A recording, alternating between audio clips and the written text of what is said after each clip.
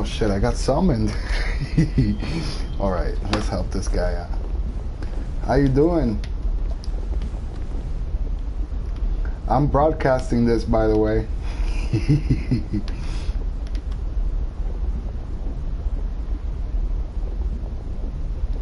I don't know, I just started. I'm actually gonna do a playthrough of the Iron King DLC, so I just put my sign down real quick. But yeah, let's do it.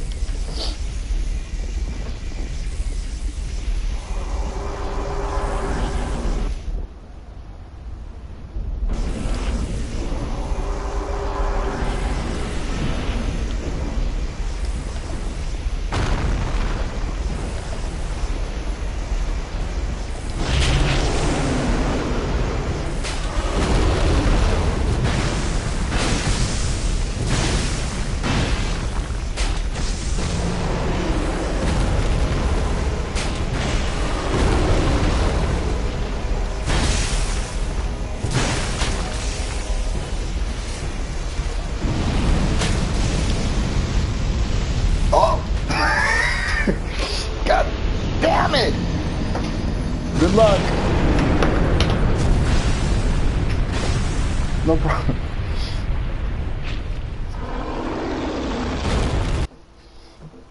Jesus. Jesus.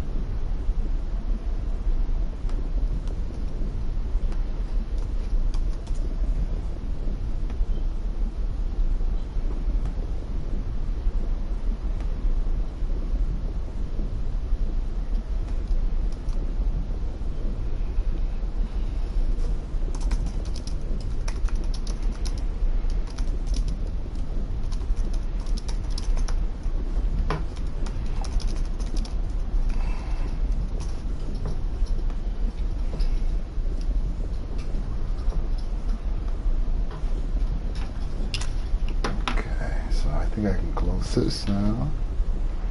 This too.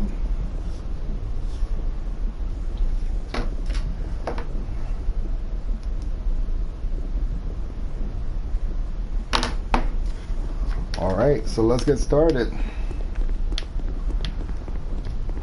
To access the Iron King DLC, you gotta come past where you fight the dude and the primal bonfire. The Iron King himself, basically. And then here you can access the DLC.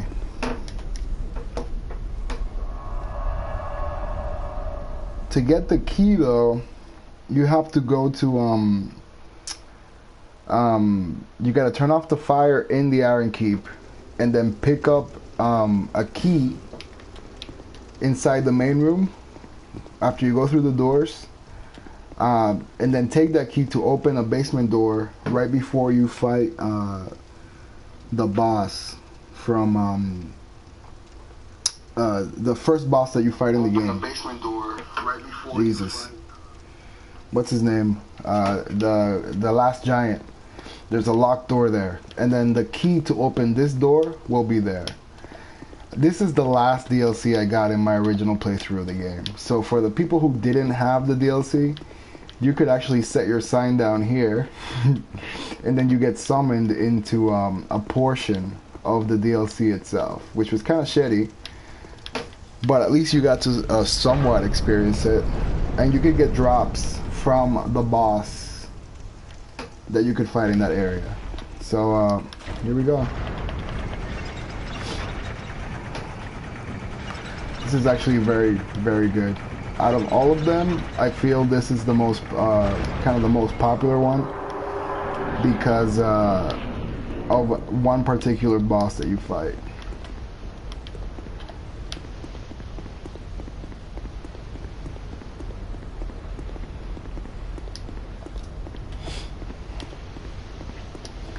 actually didn't complete this in New Game. I didn't find all the things you're supposed to destroy in order to get the. So the entirety of the DLC takes place in this tower. That's Broom Tower, and you can shortly visit that tower and that tower, but it's mostly here, and it's kind of laid out in a very interesting fashion. So let's go.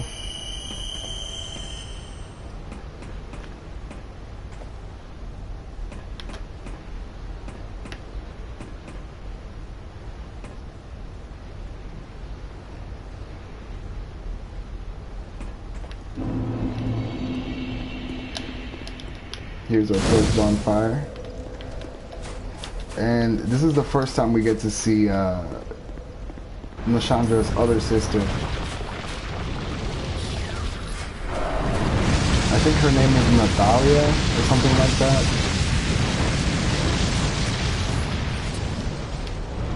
But she's already dead.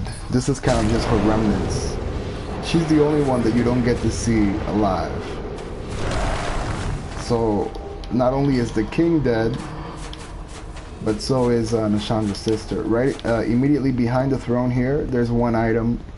I think it's like the dexterity ring or something like that. Yep.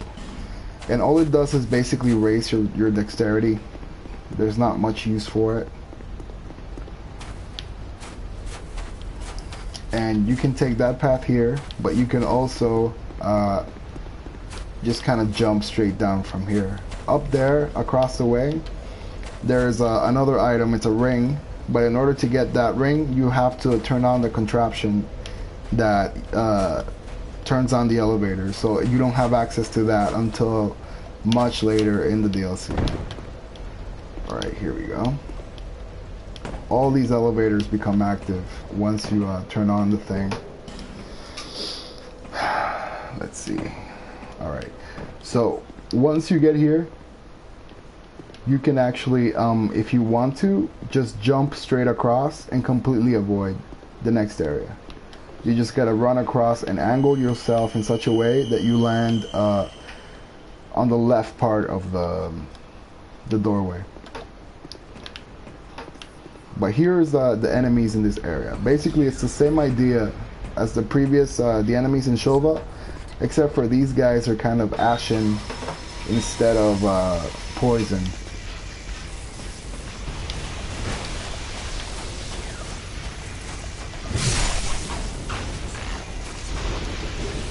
And they're very easy to kill. The only problem is when you have to hit multiples. Like if you're dealing with more than one, like I will now, it can be very dangerous. All of these kind of ashes, remnants, can be destroyed, and some of them have items inside.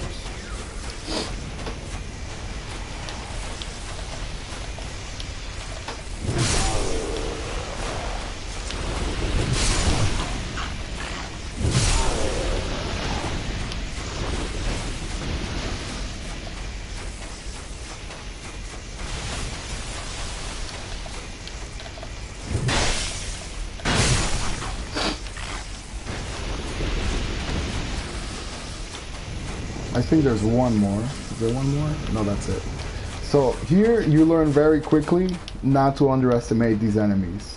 You get to fight one and kind of hold on a sec, I'll be right back.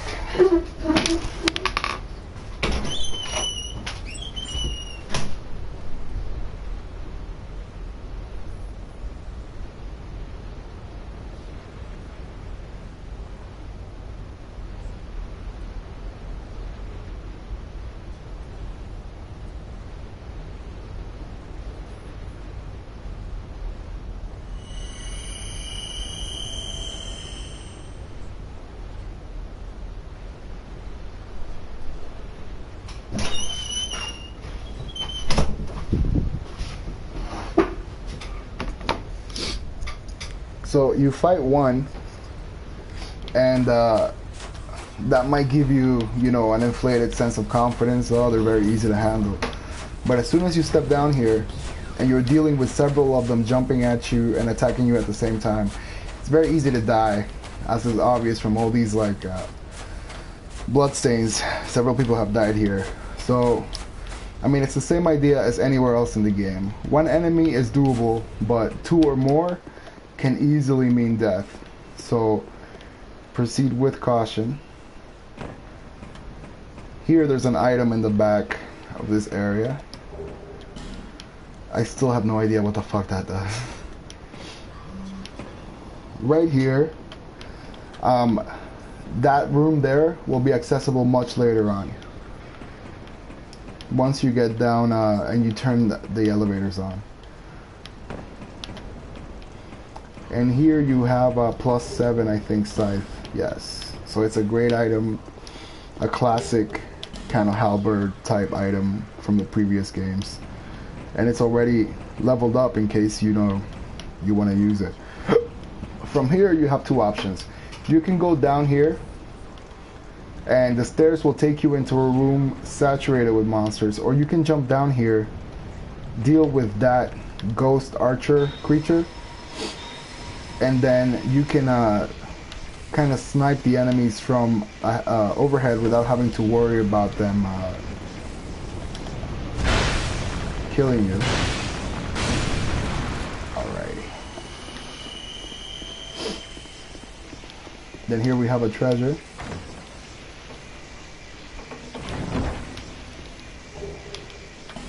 Beautiful. So if I were to jump down there right now, I'd be jumped by several of those ashen soldiers, and then on top of that, this thing, the creature,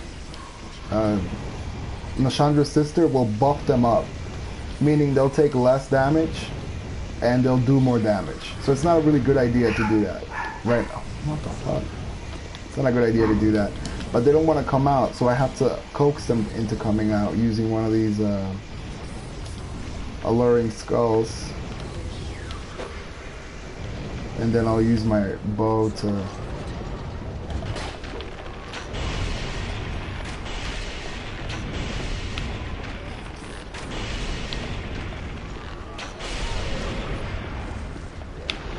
I think altogether there's about probably 5 of them.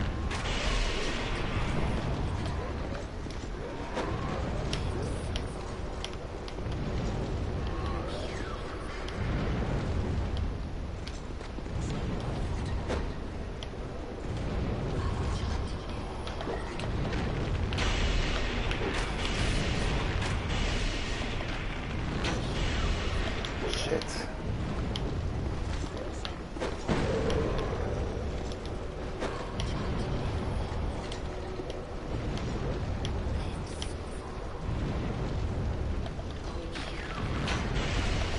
Alright, so the best way to proceed now is as soon as I hit the ground, I'm gonna stab the statue to prevent the effect, because there's gonna be a few more left in here.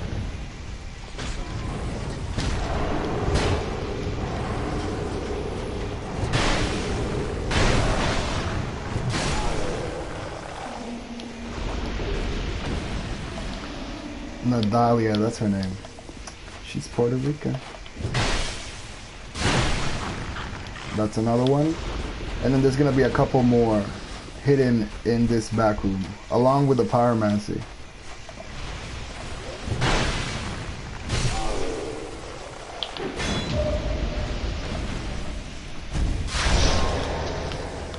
Beautiful. Dance of Fire. I don't know which one that is.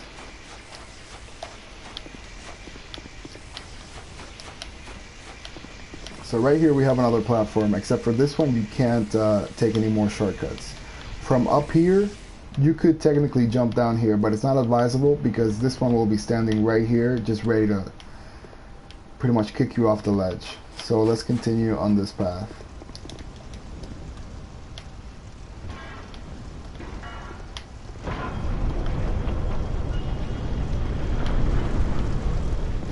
I'm not sure if this is supposed to be happening at the same time as the current game or not, like in a memory. I know you can access a memory from from the deal from here, but if this is like kind of like a simultaneous space with the rest of the game. Alright, so down here there's another ambush. As soon as you get here, this one comes out.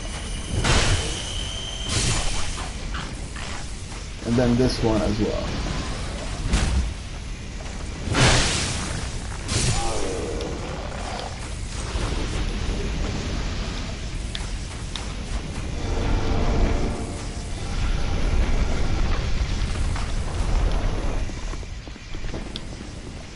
Then here we have a couple of, I'm not checking these chests because I'm pretty, you know, I have memorized which ones are mimics, but I keep forgetting that. Actually, I don't think that the DLC changed at all. The DLC is pretty much exactly what it was in the previous game. But here, so I mean, I don't think I'm gonna run into like surprise mimics.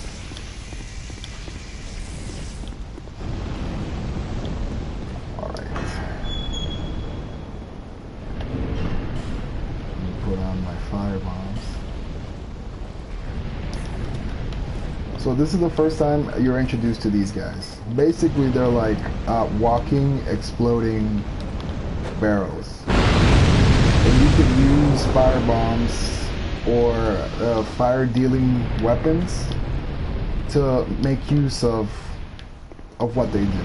And they'll come in handy several times as the game progresses, because you can actually open certain areas by kind of exploiting them.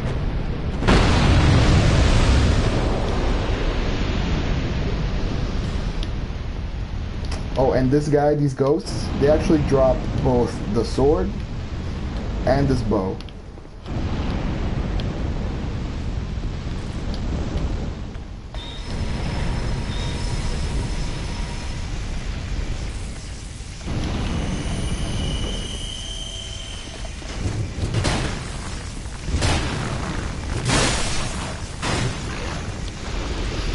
Alright, now down here you have to be careful. Oh shit.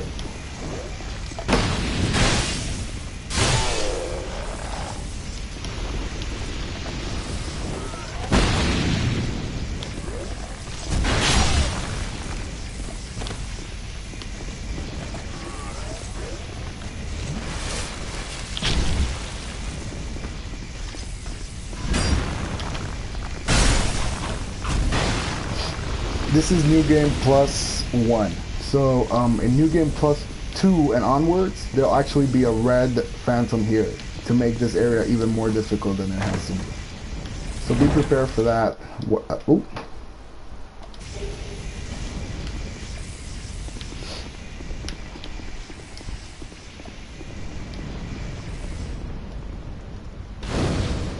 Alright, and here's our first, our second bonfire.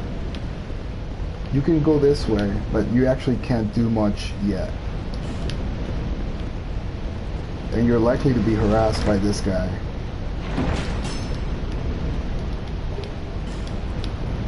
But you can get the Twinkling Titanite and just, use it or whatever. I'm gonna go ahead and rest.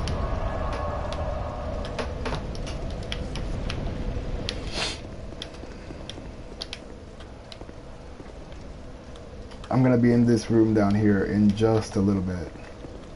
It's really nice the way like all the areas here in Broom Tower are kind of connected in a certain kind of way. So if you're a very visual person and you take in your environment, it'll serve you well in this area, because you can kind of get an idea. Hold on a sec.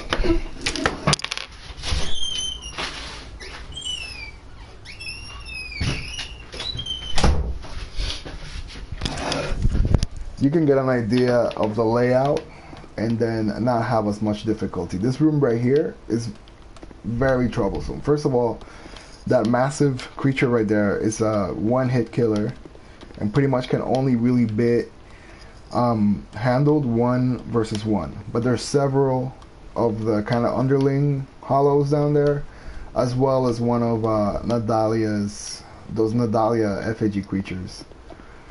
So you gotta keep that in mind. And then this is all inaccessible for now, but will be later on once I turn on the elevator. So where am I going? Okay, we gotta go down these stairs. Now here you're supposed to learn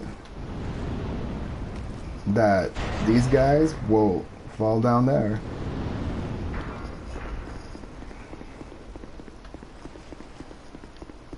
And this door can't be opened directly. You actually have to do this trick, which I think is only used one time in the whole game.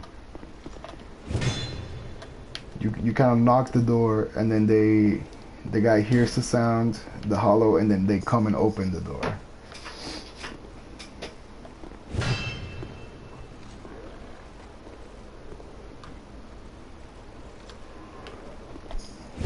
Come on, man. What the...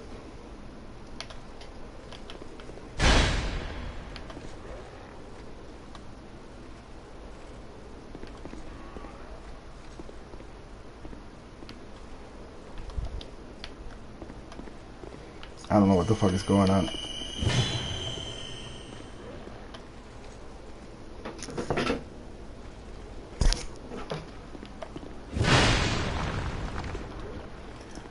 Well, it doesn't seem to be working now, but if you go in here, the hollow in here, it's kind of like a floating cage.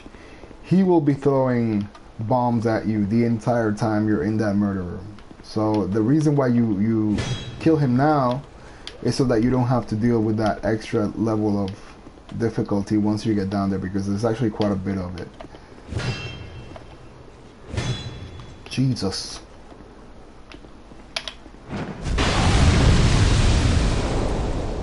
The fuck?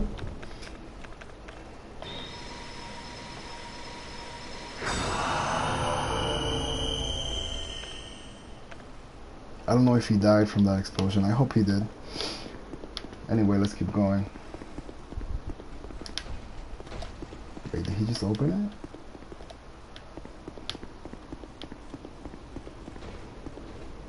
So remember that. Barrel guy falls through this device here.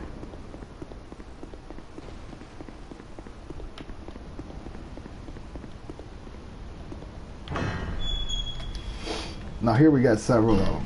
And first kind of instinct is just to kill them, right? But actually that's not what you want to do. You want to lead them into the back so they fall into the room. And what we're going to do is actually use them as explosives to deal with the enemies, because taking one step into the room is suicide. There's tons of enemies.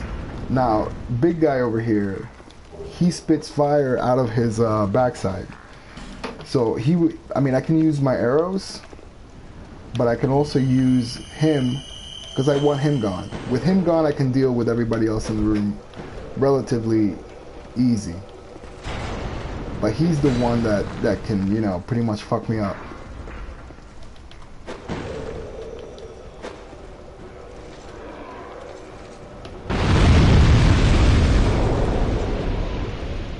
See, one of them just blew up.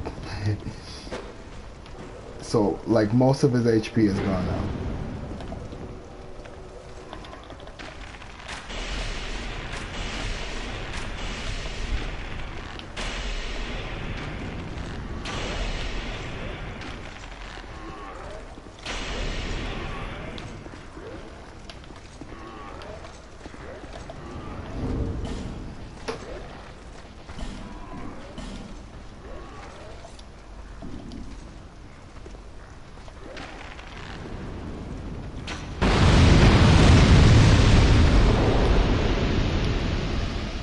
I might actually have to go down there to draw him out because he doesn't want to move.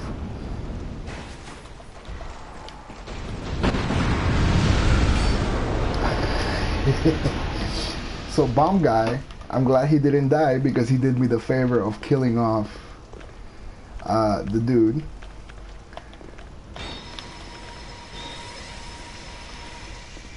But there's still Nadalia down there. So what I gotta do is the same as every other time, run to her immediately.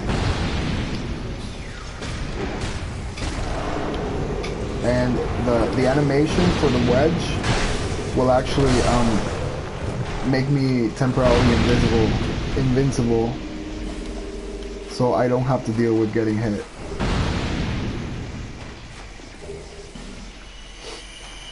Also, her soul is actually divided into several pieces. And in order to get the entire soul, you have to collect every single one. So there's several of these. There's about 13, if I remember correctly, all over the DLC.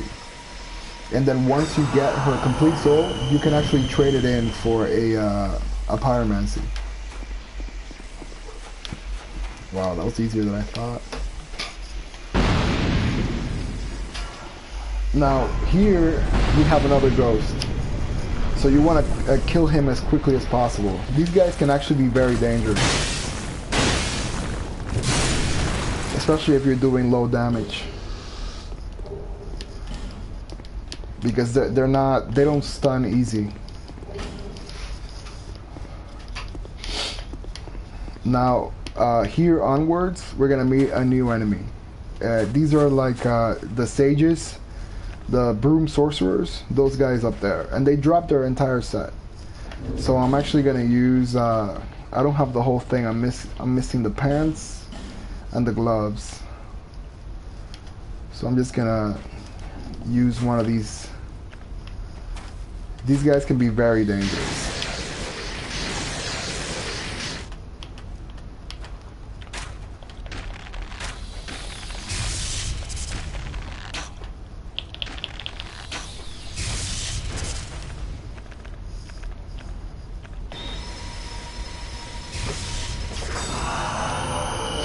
And the reason I'm not running out there is because there's several Ashen warriors inside the sand waiting to basically ambush me, like so.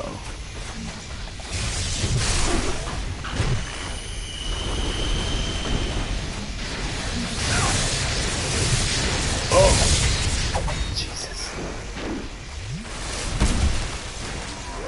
Alright, so I need to get the fuck out of here.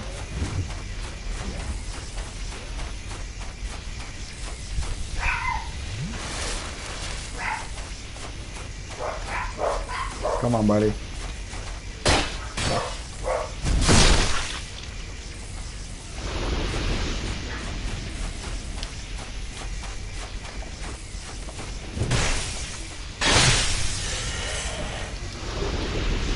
Yes, just what I wanted.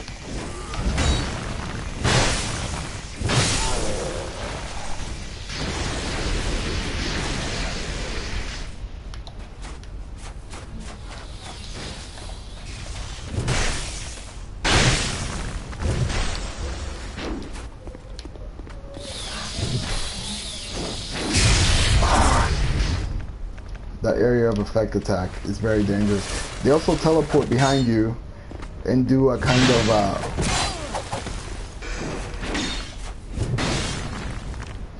they have a combo and they backstab you. So they're very dangerous even though they don't appear as such. And they also drop 2 different daggers. One of the daggers, if it's equipped on the opposite hand as a catalyst, will make your magic stronger. And I think the other catalyst is just, the other dagger just does really good backstab damage. So now that he's down there, it's gonna actually make that area a little dangerous. You can go down the stairs, or you can actually jump into that area over there, which is what I'm gonna do. Oh, but I didn't make it.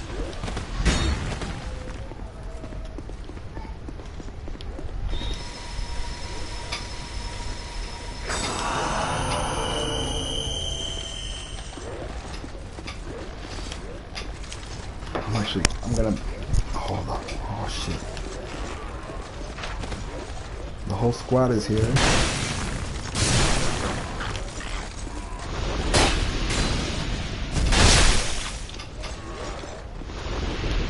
Alright, I'm gonna be right back.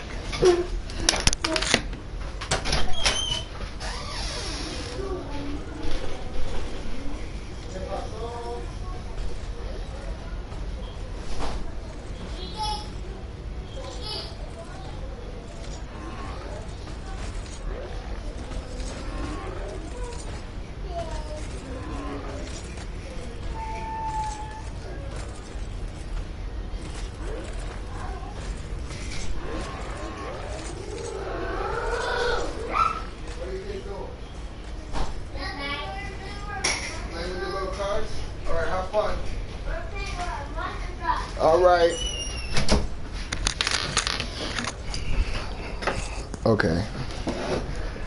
So where was I?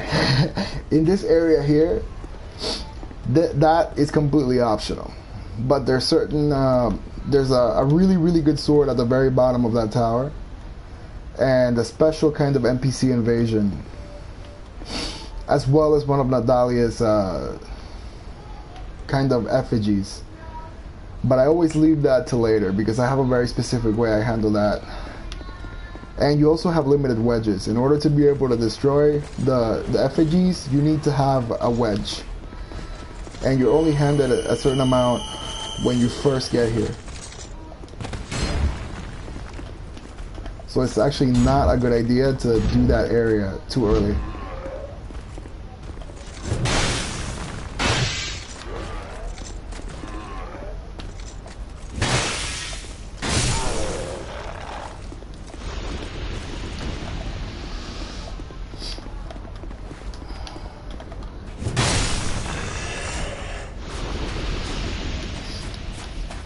Alright, so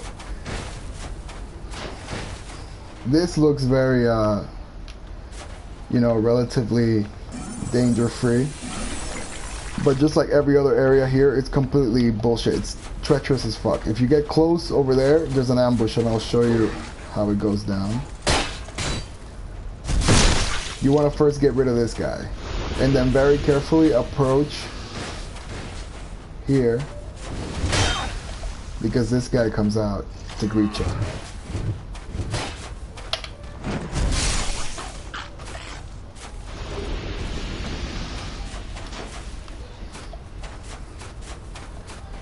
And there's another one here as well.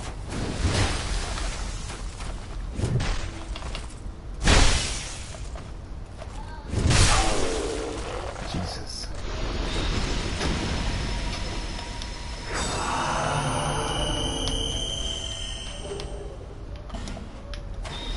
Oh shit, no.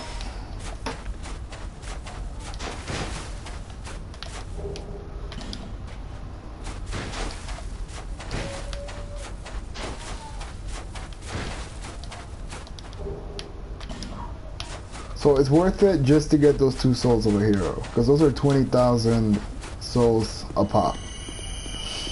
And then here, we're gonna enter into the main kind of chamber in Broom Tower. So this is kind of like the furnace that keeps the whole place going, but it's not turned on now.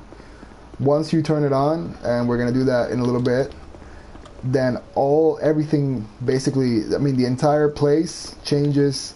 All the elevators start functioning, and it just kind of gets it becomes a different place in essence.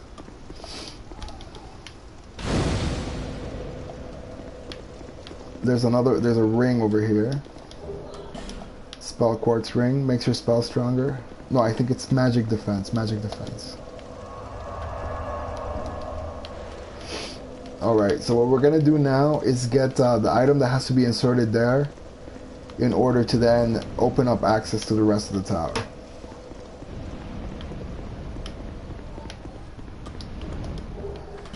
This area here is also very dangerous, and you can get a kind of look at what we're gonna deal with, because we're gonna be right down there. This is also the best place to farm for that sorcerer set, because there's several here. So this is where I come when I want to get that set. It's probably one of the best looking sets. It looks really good on the girls as well, so I always come down here to get it. First, this switch opens up access to that room.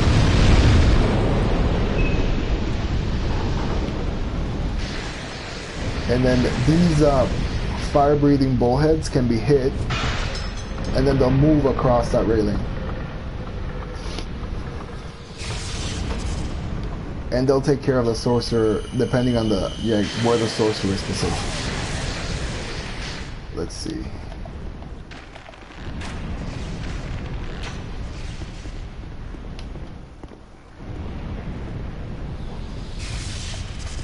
So there, he's dead now.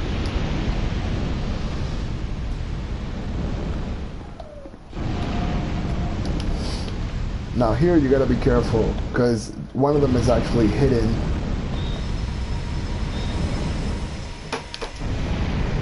So as soon as you go and hit the switch, he'll appear. He's actually standing right there on the wall.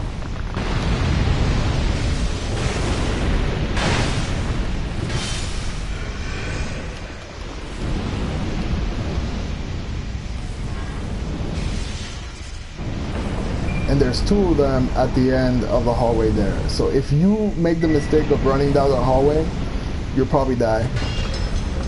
It's easier just to throw the bullhead and then position them in a way where the fire will hit them. Same as the previous guy.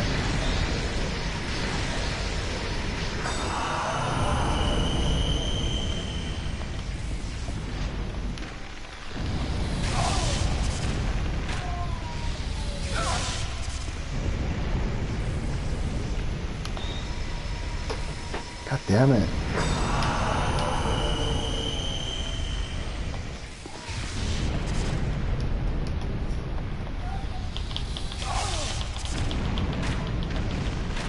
Perfect. So there he's gonna die from the fire.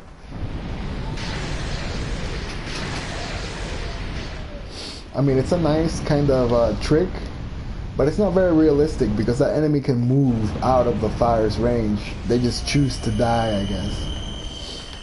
Alright, so here, we don't want to open this yet, because there's actually a hidden area that involves leading one of these enemies towards a wall that can be destroyed with an explosion. So that's what we're going to do right now. They'll move in the opposite direction from you. So, you don't want to actually hit them, you just want to like position yourself in a way so that they move in the opposite direction. There you go. Keep going. And then once they're next to that wall, you blow them up. Keep going, buddy. Boom.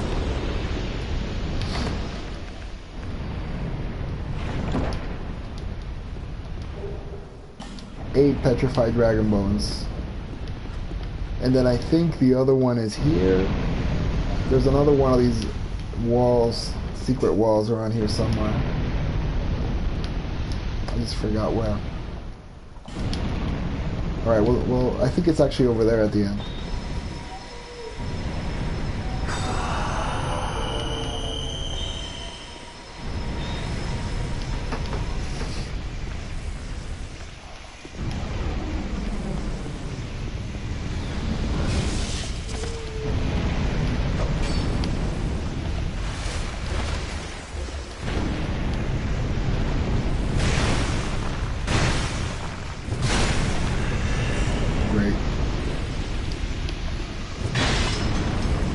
So this is the other one.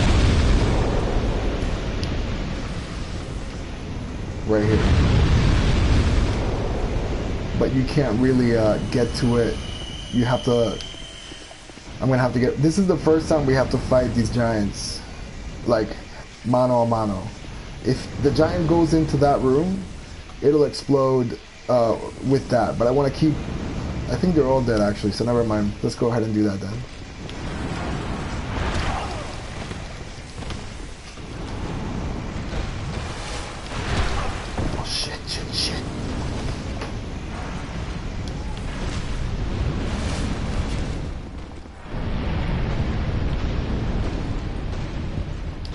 Yeah, they're all dead.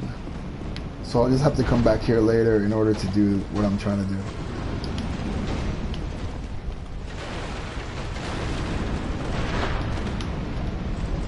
I'm trying to get him to kill himself by setting off the fire. It's not doing that much damage.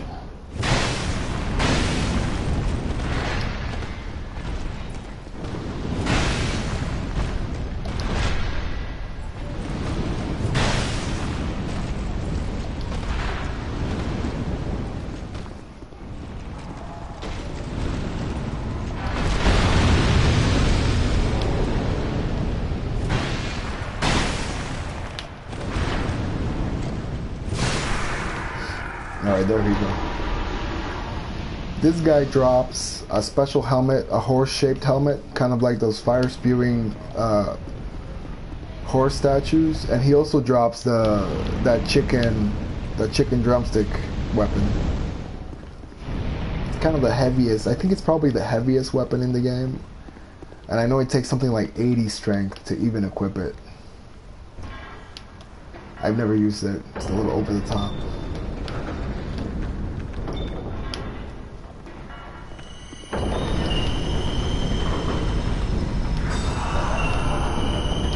So I think what's behind this wall is actually the Katarina set. It's either the legs and the arms or the torso. I'm not sure. I think it's the torso.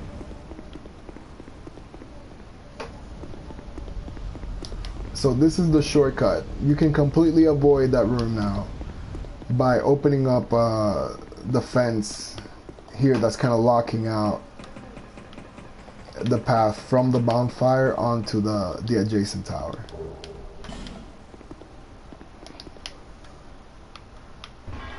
Pretty much the only reason to go back down there is either because the treasure room is missing, or you want to farm the sorcerers or whatever, but you don't really have to go back there for anything anymore since now this shortcut is open.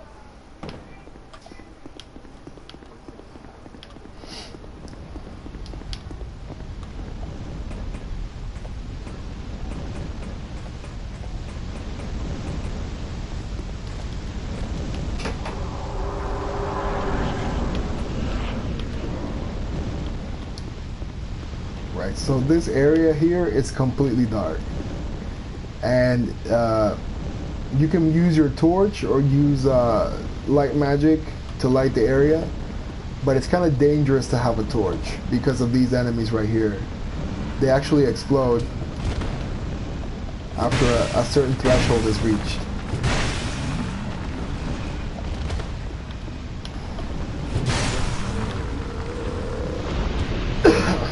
Let me show you with the bombs.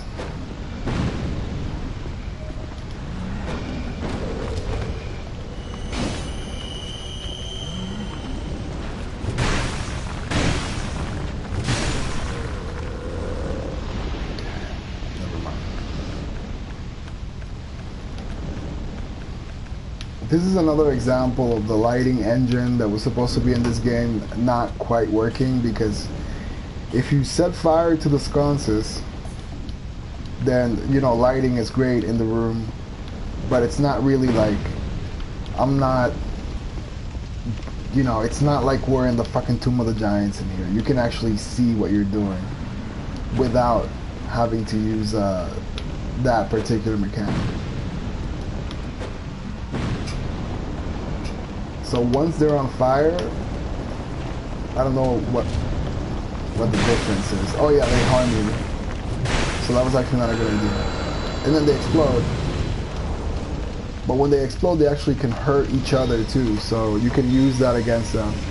The thing is, you only see that enemy in this particular tower. You never have to see them ever again. So it's not something you have to commit to memory or anything like that, because you don't deal with them long enough to have to develop strategies for dealing with them or anything like that.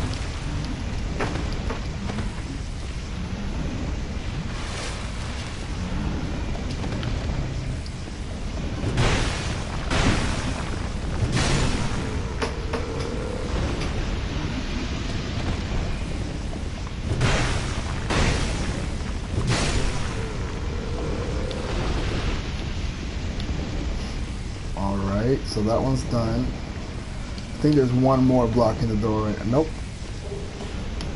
More petrified dragon bone. So here, this is kind of a trick, because there's actually an in-between room between this floor and the final floor. And that's an NPC phantom that invades on the bottom floor. So what you want to do is you want to like roll across and you land here. But then you gotta worry about that guy in there. So it's kind of dangerous. Let's try it anyway. He just has to be dead.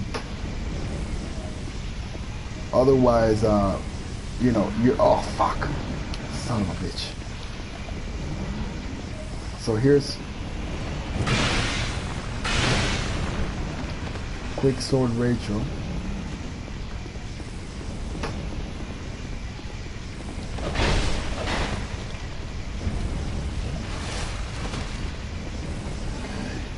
Come here, sister.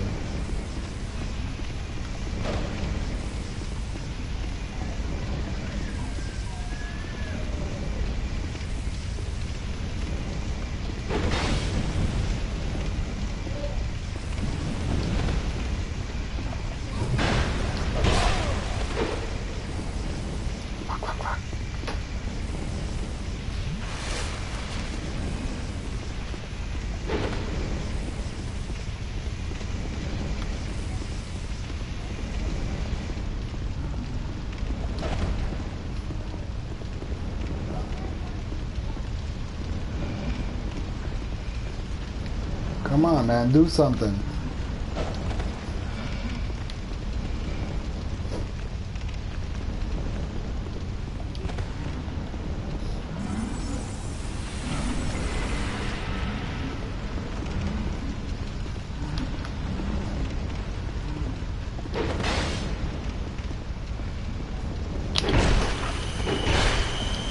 Oh shit, oh shit.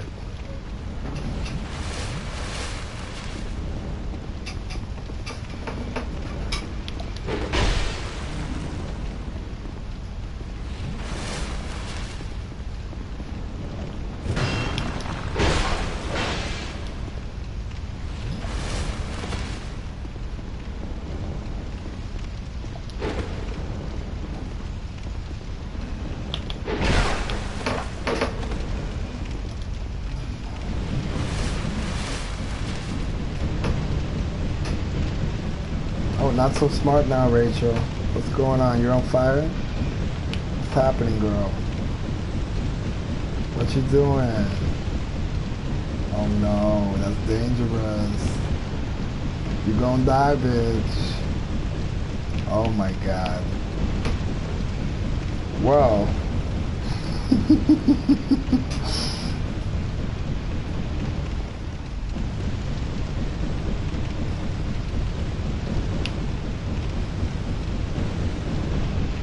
Oh my goodness.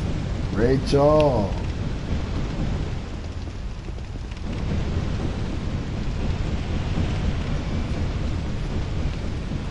Wow.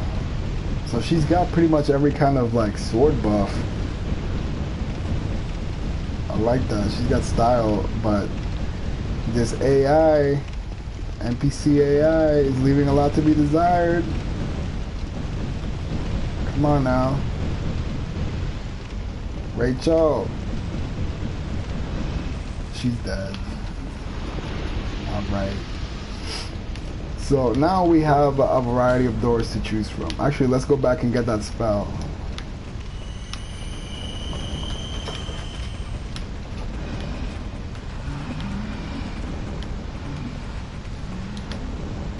So like I was saying, you gotta go into that middle platform. You can basically just walk into it and then kill homeboy here. Actually, do I have any kind of... yeah.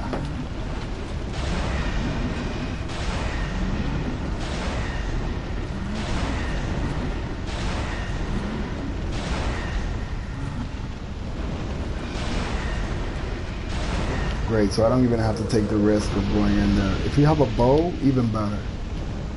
So this is actually it's a dried root. I thought it was a spell in here.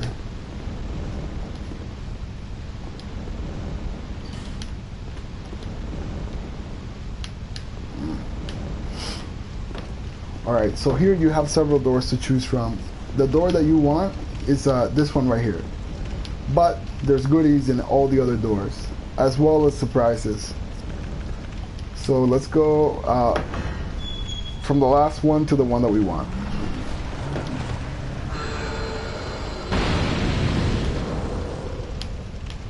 And since I don't have any more Estus, let me equip my life gems. Okay, so in here, what do we got?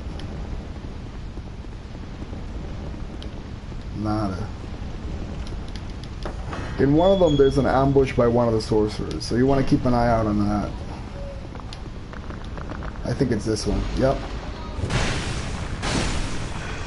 Okay.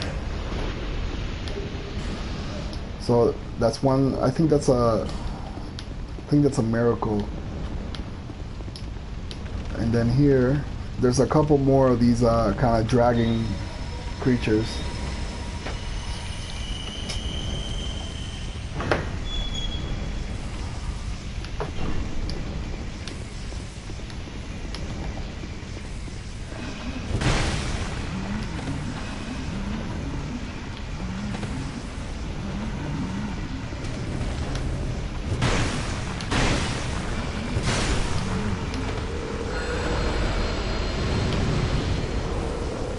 So that's taken care of. And then this is the back way out. So that's pretty much everything. I forgot to mention, those little creatures, those guys, when they stop moving, that's when they're gonna jump. So you can use that as a visual cue for rolling away from. Oh.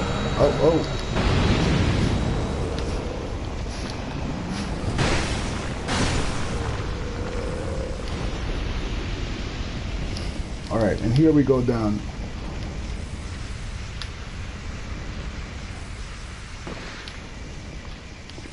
So this weapon is breaking down. I need to...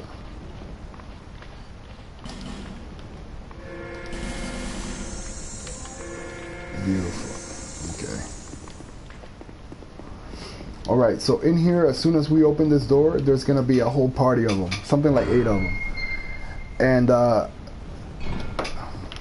they're going to be docile the whole time. But if you grab the thing that they're worshipping, and it disappears from their sight, it'll instantly aggro all of them. There's also a couple more in that room. So if you run in there without thinking, you'll be stuck in there because you need to actually pull a lever in order to get an elevator and leave the area. So I hope I don't die. I'm just gonna...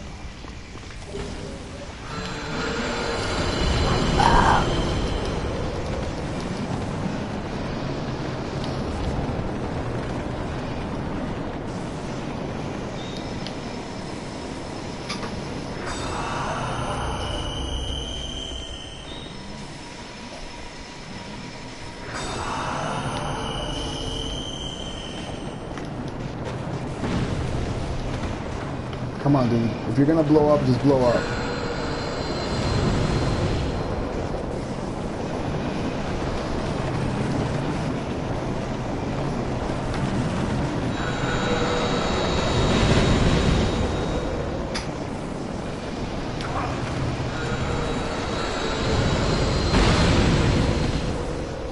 Okay.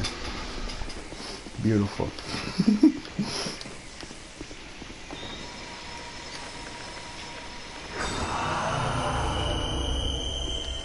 And so from here on, it's pretty much easy peasy.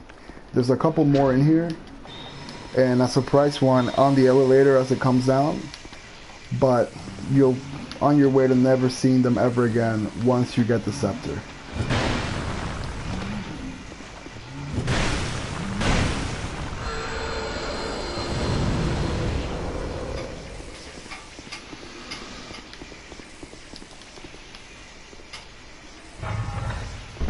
So it's a bad idea just to run in this room because you have nowhere to go without the elevator coming down. And then there's the one here and the one that will come down with the elevator. So it's kind of a trap for people that want to just run.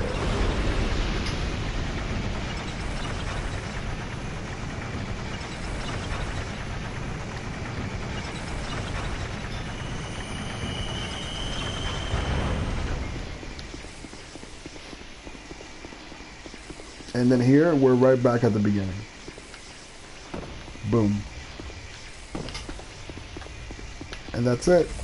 Now we get back to that room, the bonfire room, and install the scepter, and it'll turn on all the little widgets in the main room tower, while this one has actually been kind of immobilized.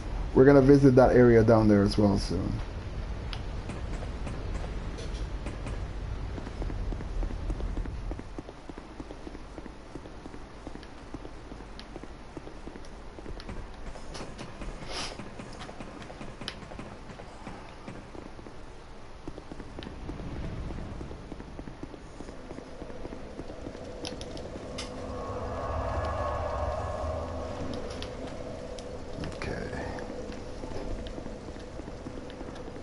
So here we go.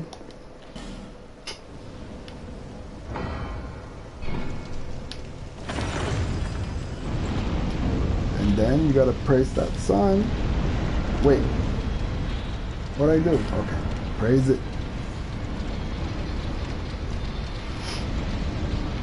Great. Now that this one's been installed, the first thing that you want to do is actually head down here to pick up a certain key and then get like a handful more scepters. Because without the scepters, you can't deal with Nadalia, period. So we're going to do that first. This leads to an optional area, and we're going to go there a little bit later. But first, let's get this out of the way.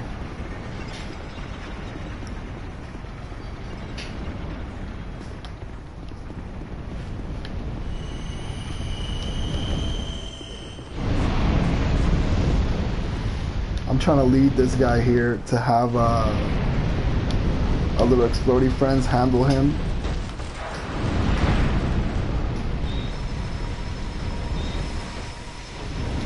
But actually, you know, fuck that. I'm just gonna fight him.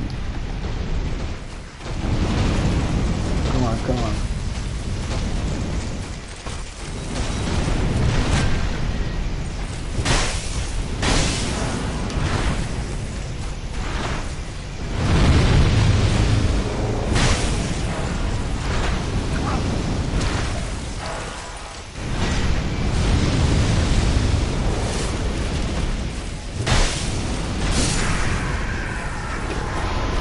There's two more here. So let's do this one first.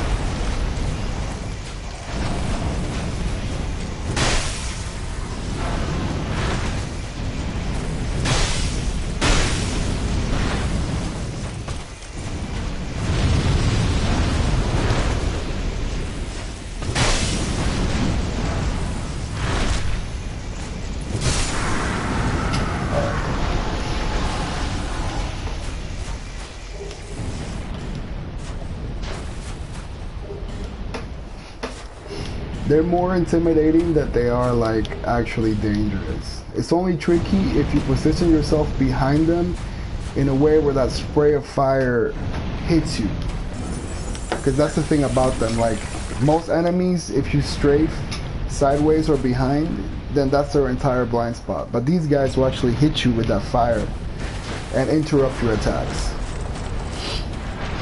So it's kind of like a fine dance between... See, that right there is the problem.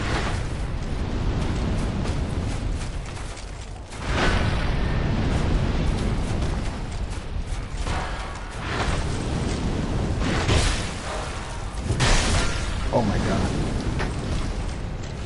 I shouldn't have followed up that attack.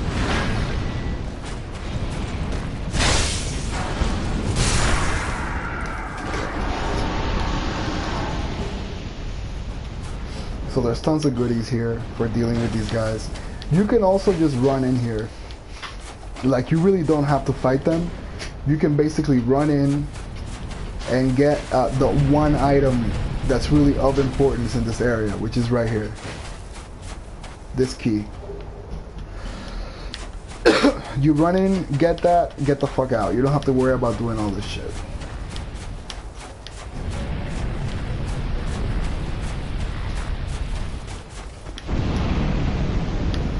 But I just did it just in case anybody's like, you can absolutely do it. It's really not that like super difficult. This leads to the boss. But there's a reason why I'm not going to the boss yet, besides that I haven't kind of covered the entire area yet. If you go and try to fight the boss is gonna be buffed and constantly healed by those Nadalia statues. So what you want to do is get enough wedges to break all four of them, and that way you'll have an actual fair fight. Because otherwise he just has infinite health.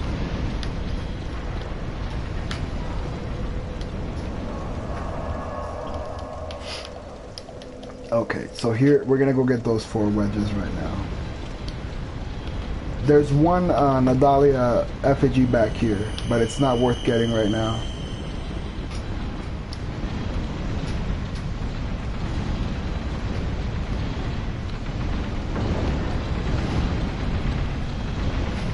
Alright, we're gonna come up on. You can jump off here to get a treasure and jump off there as well, but we're not gonna do that just yet. And here there's a hidden room right there behind that wall. All you gotta do is press X as you go up on the elevator, and then get there when you get off.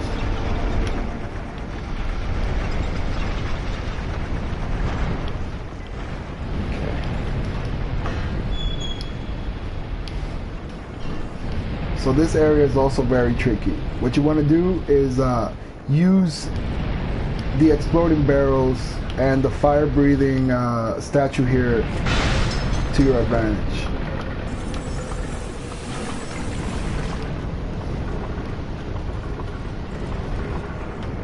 It'll probably kill the ghost in one hit. Yep, beautiful. That's exactly what you want.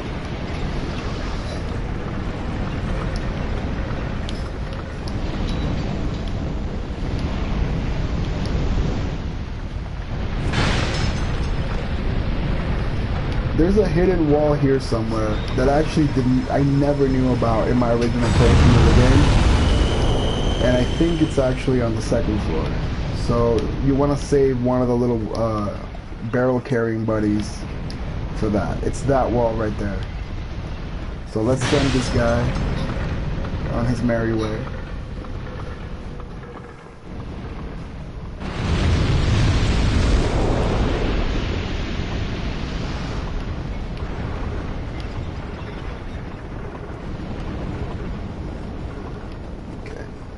Yeah, kill him.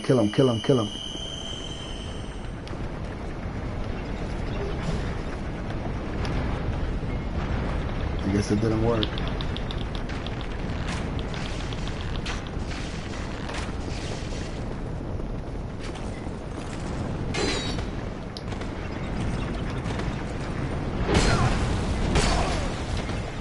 Oh, shit.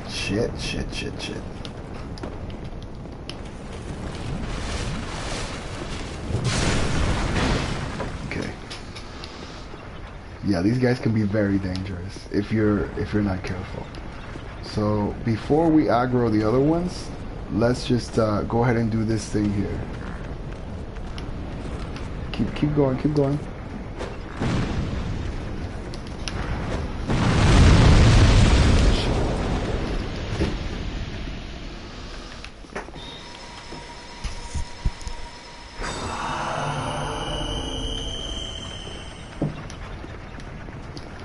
And then what do we have in here?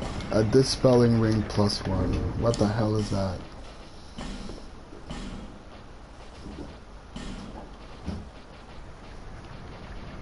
Is it this? Yeah.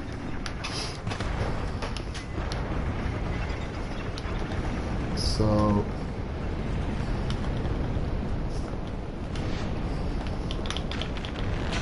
let's just go ahead. Like the thing is, if you get kind of gangbanged by this entire group of enemies, you'll die. It's better just to hit them one at a time. I think I'm getting comments in the chat, but I don't know how to actually access that. Let me check. Oh, hey, Milkshake. Thank you. If you need help, I'll tell you it a little bit later. I actually did Shrine of Amana already. If you want to check it out, it's on the main channel. Oh, god damn it.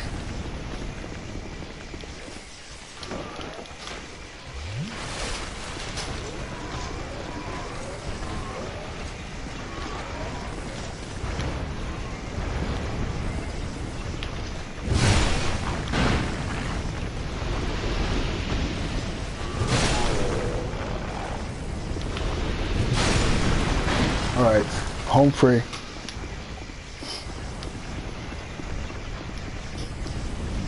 I think that's everybody.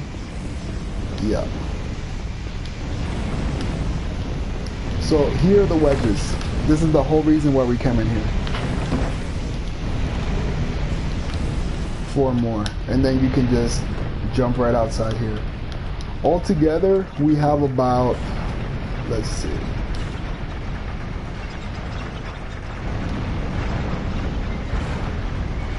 Seven. So There's only one more. You have to fight the optional boss to get the last one. So that means that out of all the Nadalia sprites, there's one that's gonna stay alive, and you don't want that one to be one of the ones that heals the boss for you. You don't want to be in that situation. So I'm gonna go up here very quickly just to turn on the bonfire. But there's a massive ambush here of enemies. And the thing about these guys is that they drop their armor set. Like in the... Okay, hold on, let me just... because this guy can be dangerous. Come on.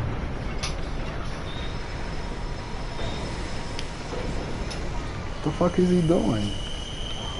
Come on.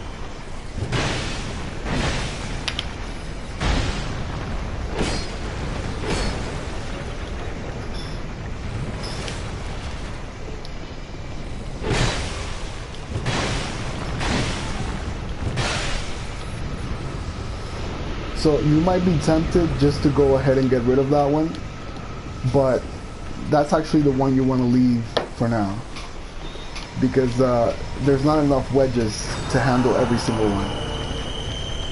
So actually, yeah, let me just go ahead and get the bonfire and hopefully not die in this gauntlet of fucking pain.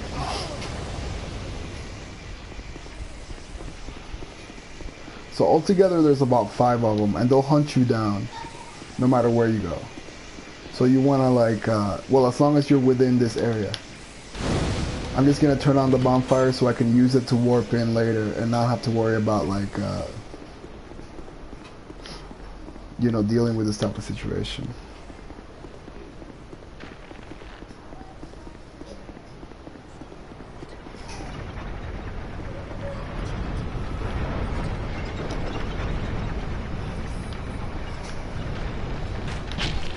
Oh shit. Oh shit.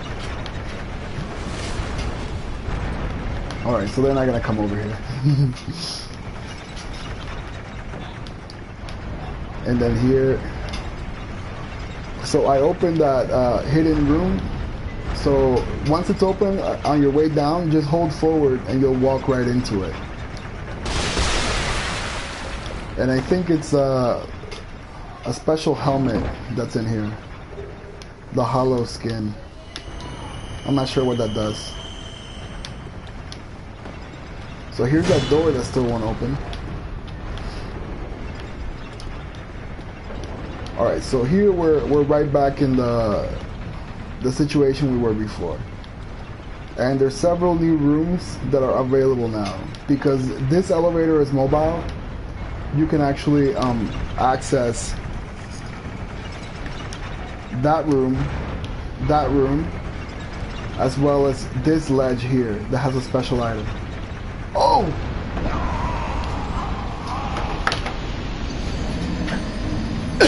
Jesus Christ. Jesus. Jesus. God damn it.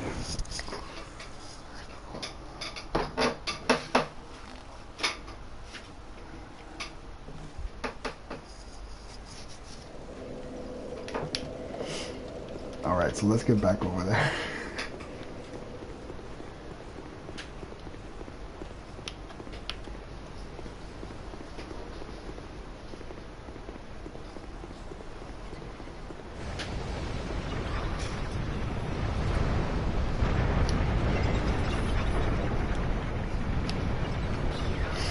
I love it. I haven't died at all. And then I come and die in like the worst way possible.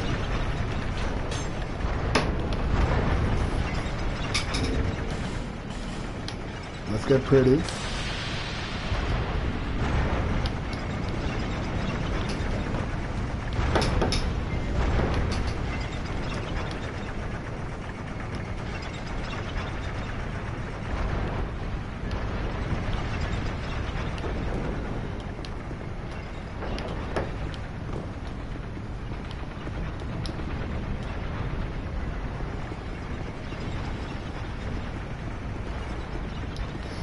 Alright, so we're back here again.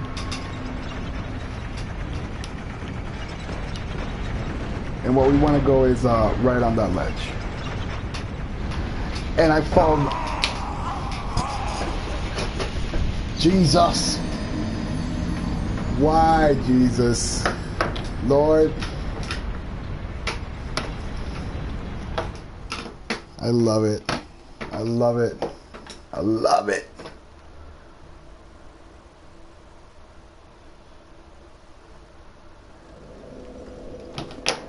Alright, let's try not to die this time.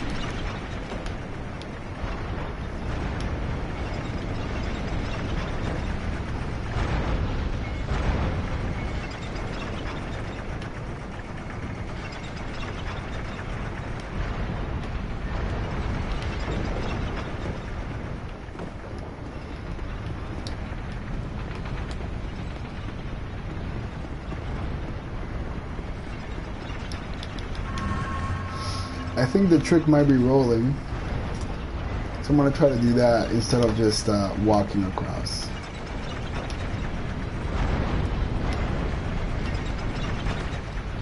Jesus! Third time. Third time's a charm. I'm going to take a short break, folks. Like, give me like 2 minutes. I need to calm the fuck down.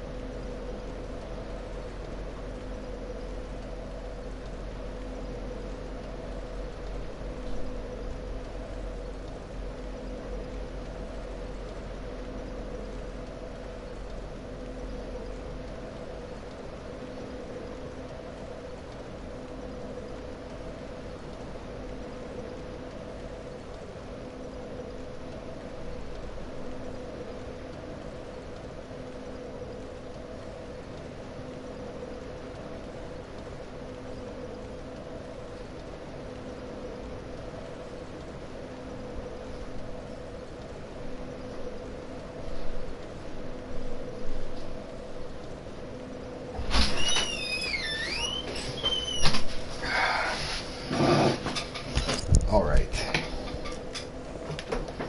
Let's try it one more time.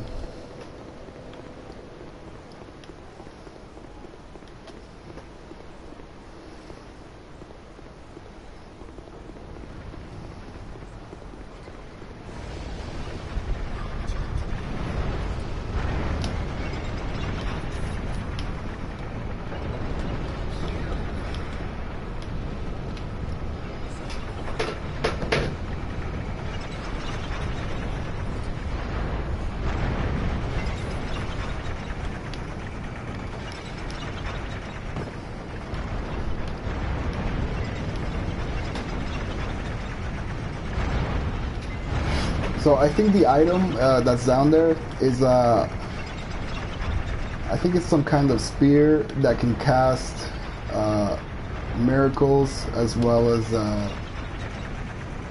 it's kind of like a multi-purpose casting tool. Let me get my souls just in case.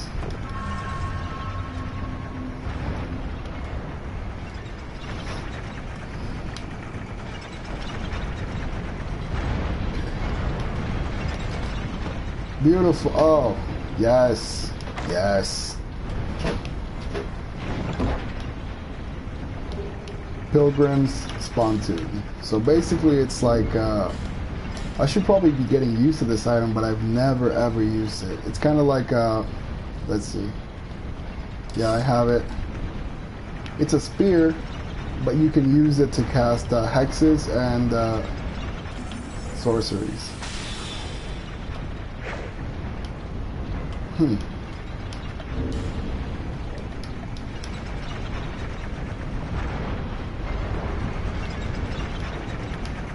And then that room right there is a dead end, but has one of Nadalia's spirits.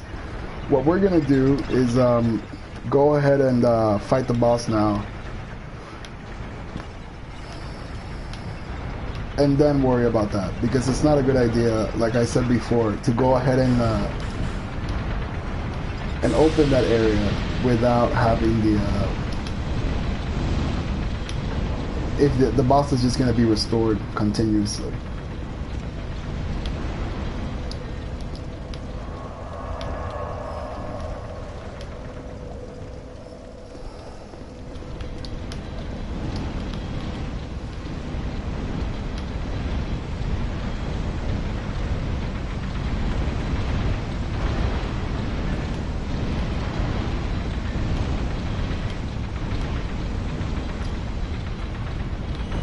Okay, so this is where you can fight an optional boss.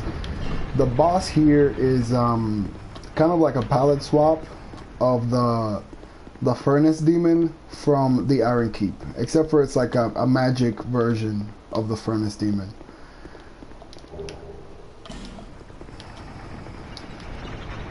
What is the real name of the Furnace Demon? I forgot what it is. I keep calling it the Furnace Demon because that's like in Spanish. El demonio de la fundación. So,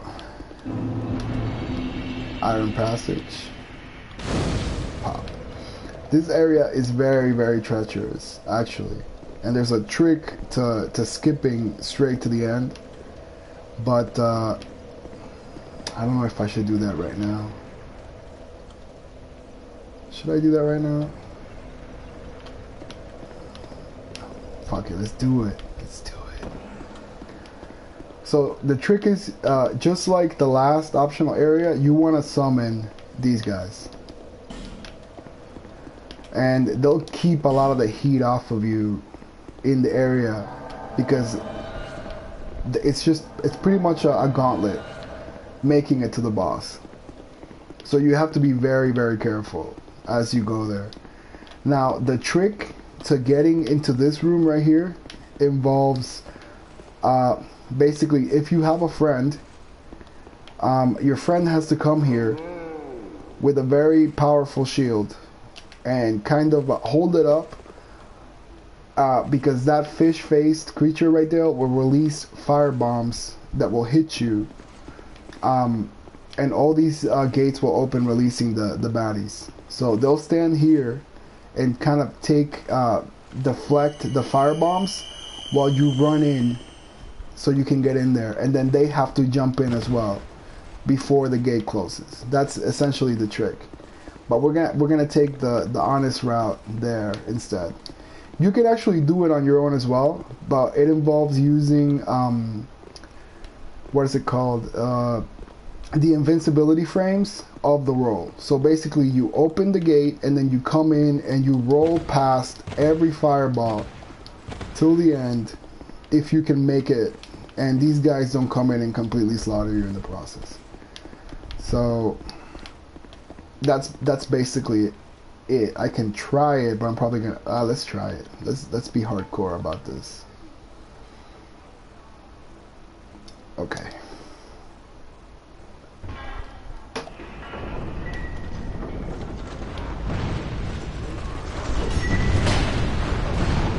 Come on.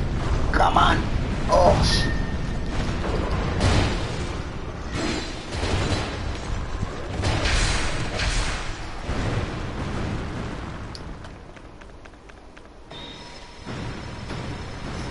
Well, at least I didn't die.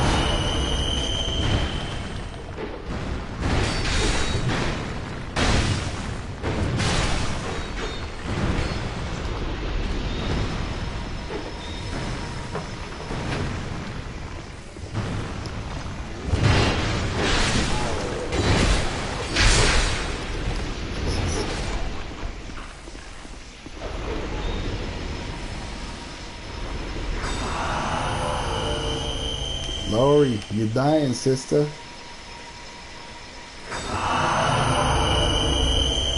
So she can die because I actually really need her. So I'm gonna go ahead and heal her.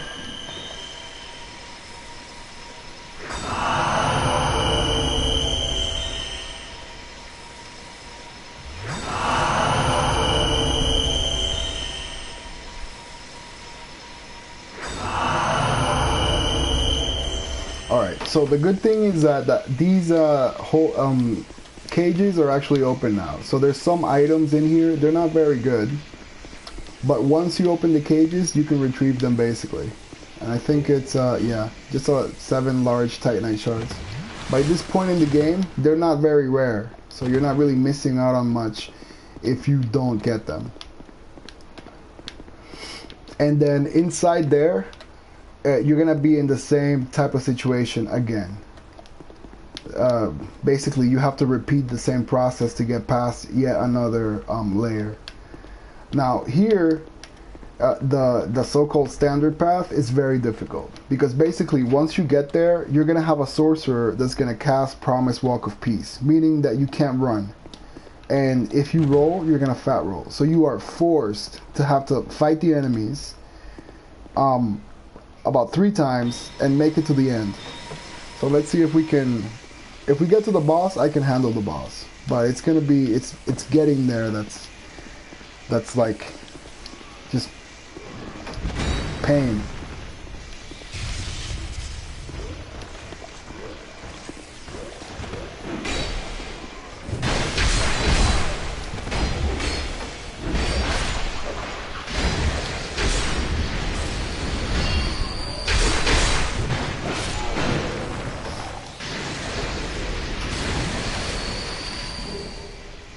So you want to stay healed up, and let's get the last guy over here,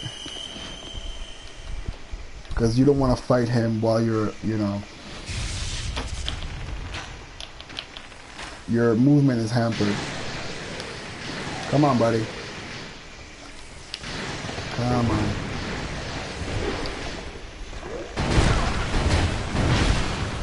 Shit.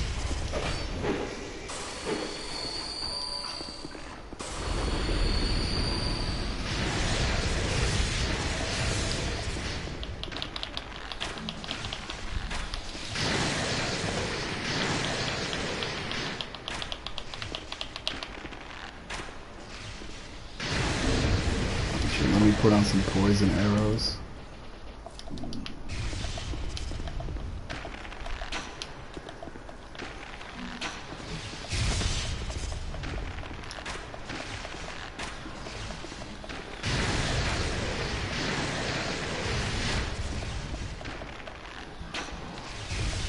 Wow, he is just not getting poisoned today. Oh, there we go.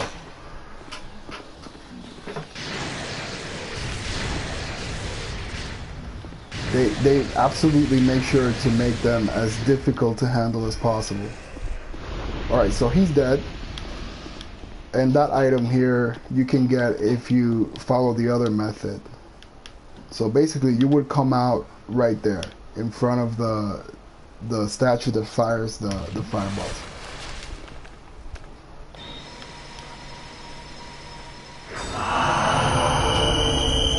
So for this to work, you have to keep these guys alive to get the heat off of you. Otherwise, you're fucked. Now, starting here, from this point onwards, is when we have the sorcerers basically just fucking throwing the shit out of that spell that completely messes up your movement.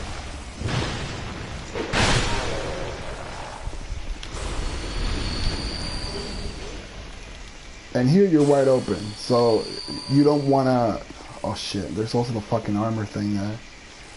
God damn it. You know what, I think I am just going to run past everything here if I can. So, there we go. Now I'm fat rolling.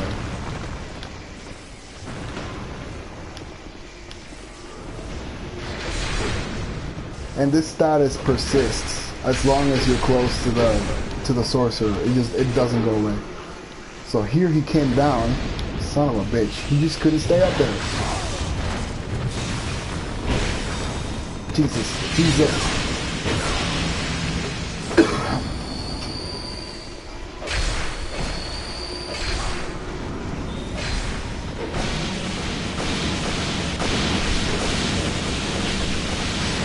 Oh, now the other one's down here. Oh, shit.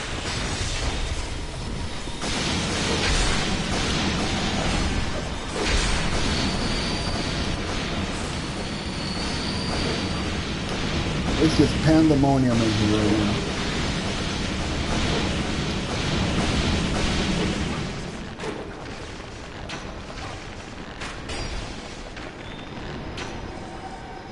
Alright, so that one's gone. The other one heals his friend. So, and it looks like the giant hasn't been aggroed yet, which is a good thing. Here comes Promised Walk of Peace again.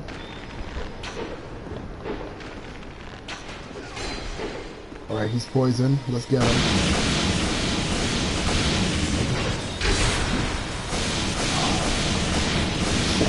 Oh!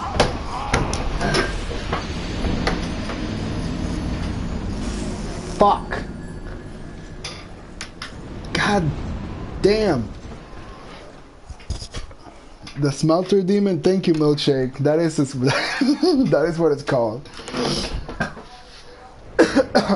Appreciate it. I just keep forgetting to call it that. I keep calling it the Furnace Demon for whatever reason. Let's try it again. I love it. Like, if I die, I don't give a fuck. I'm gonna go in again. It's a challenge. How dare you, Dark Souls 2? How dare you? Alright. So now we have another opportunity to do this stunt again. So let's see if we can get it to work. Cause I almost died last time, but maybe we can make it happen. Alright, the good thing about it is, like, it seems like the fireballs will hit the enemies, and that'll deflect the heat off of me. So let's try to do it. It is like a furnace, yeah. No, the thing is, Milkshake is the translation into Spanish. They don't use smelter. They just pretty much call it el demonio de la fundación, which just means the furnace demon, and that just kind of logically makes more sense to me. So that's why I remember it like that. All right, let's do it.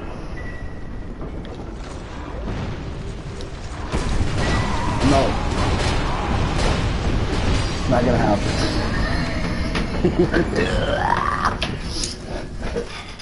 Son of a biscuit.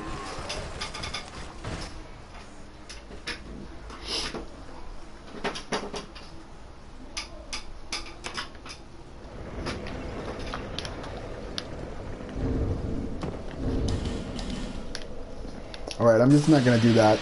I'm gonna follow the other path.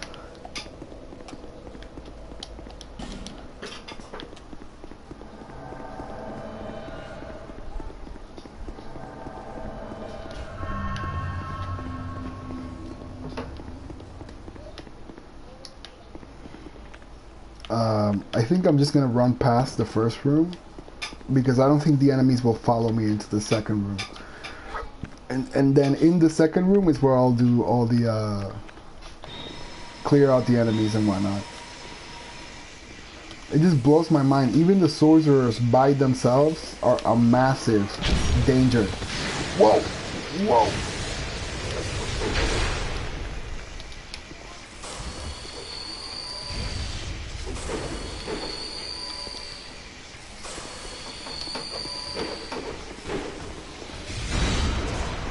Look at this guy. Where'd he come from?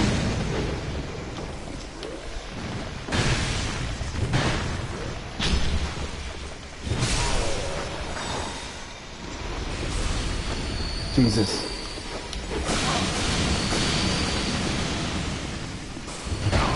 Oh my God. Ah.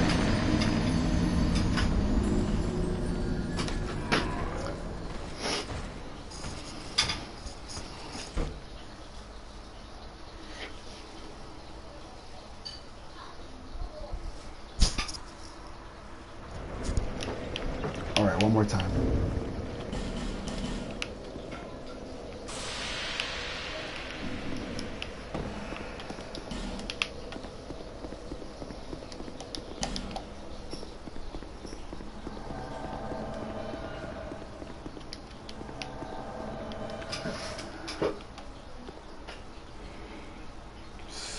Alright, let me think about what I'm gonna do. I'm just gonna do I'm gonna run past the first set. The thing is, what kind of threw me off is that the first time the magician did not come down,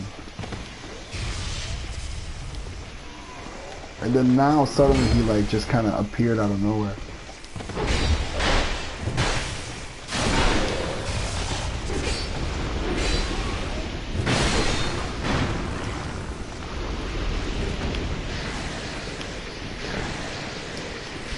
So where is he at? Yeah, he's here because I can't move correctly. So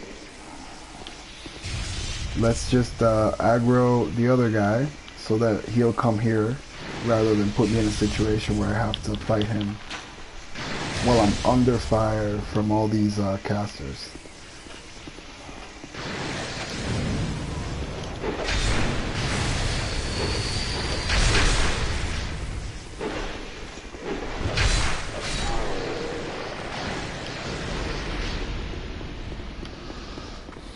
So I'm just gonna leave him up there.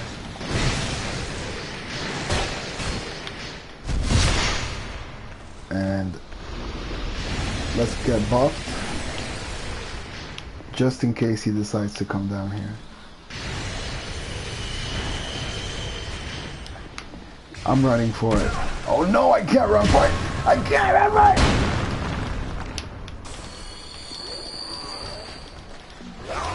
Oh, Jesus. Christ. Oh!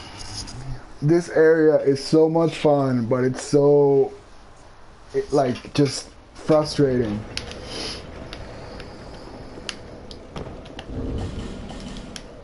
I'm gonna run out of effigies at this point. Let's see. Let's get it done this time, for sure.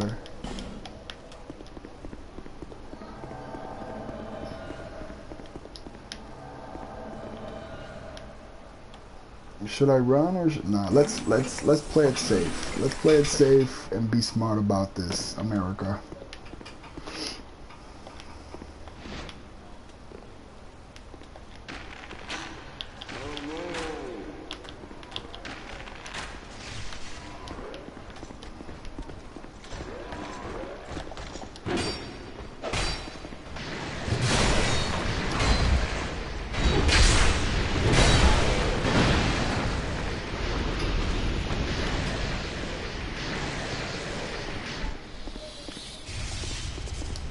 There he is. There he is.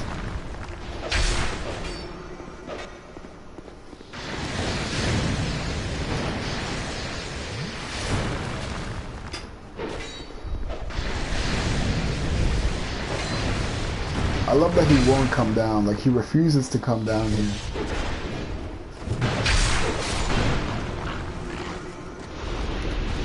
It's the inconsistency of the AI. Sometimes it's so smart, and sometimes it's just like so dumb.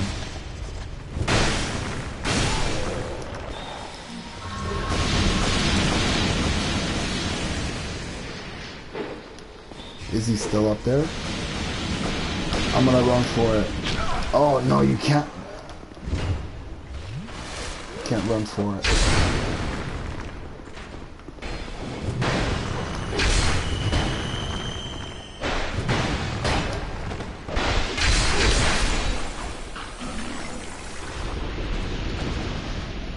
Maybe I'll run for it now. No, see, he just cast a spell, but I'm outside the range. Wait, does it work like... Yeah, no, I'm good. I'm good. Let's go, let's go.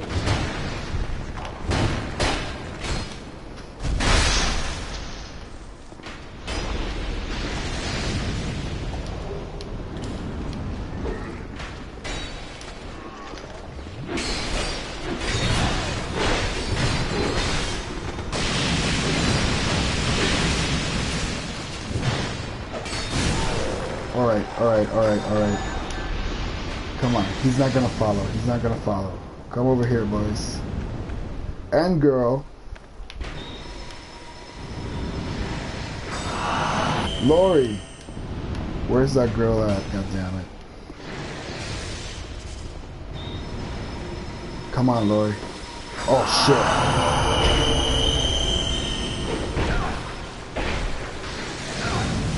Jesus!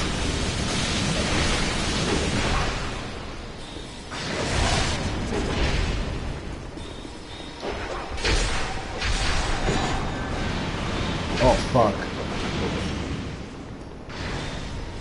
Come on. Oh my god. Oh my god. Oh shit, and now the dude is on fire too. Madness. You know what I should do? I should use the fucking, whatchamacallit? This. Oh, no. Calm down, just calm down. Relax.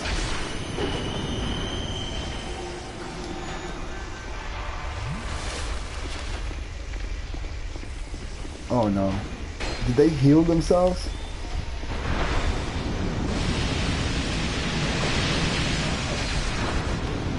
They did. I want to send them home because I want to fight the dude one-on-one. Let me do that, see if I have time to do it.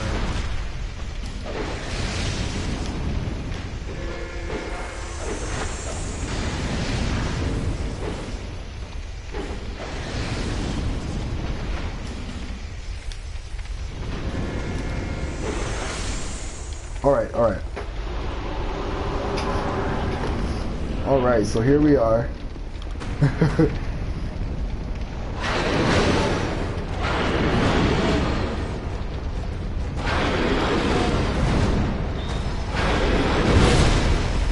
Fuck. Get away.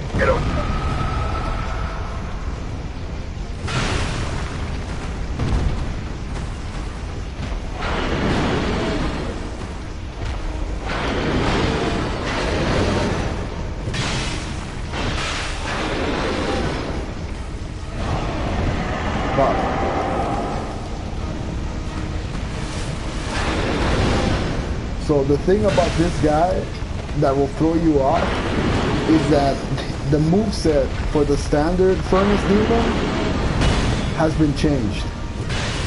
So if you're accustomed to fighting the Furnace Demon, this guy has more delayed attacks and other funky stuff that he does.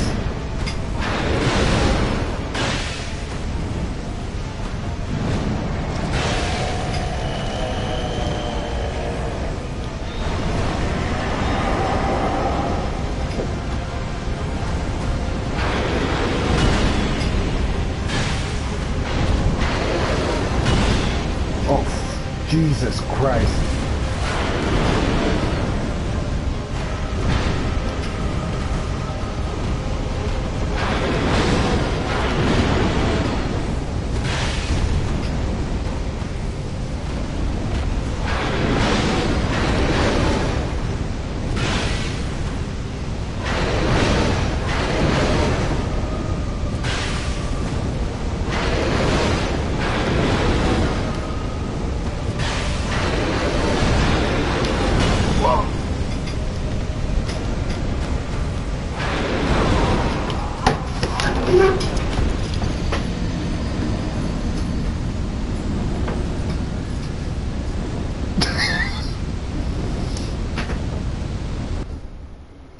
I can't. Nate, are you in here, Nate? Oh my God. Girl. Yes, I'm out here playing Dark Souls. Trying to get my life on Dark Souls. Bitch. God damn it. Have you played this game? This is good shit right here. This is addictive. Like, this game will fucking be like, look, play me. Oh no.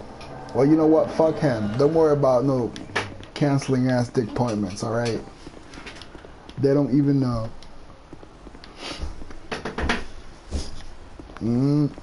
It's good stuff. I highly recommend Dark Souls. Highly. It's like really difficult. I've died several times, but it pulls you right back in. It's a wonderful game. Alright, so now we're back on this.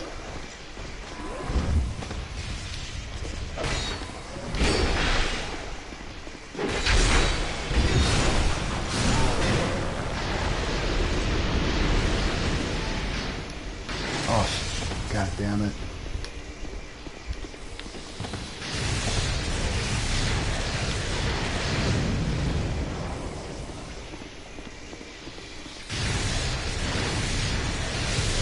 Alright, I think I really have to get rid of the sorcerers. There's no other way. As long as you're dealing with the sorcerers, you're messed up. So I have to, I gotta get rid of them. Especially in that final area. Like, I didn't like how sloppy that was. Jesus!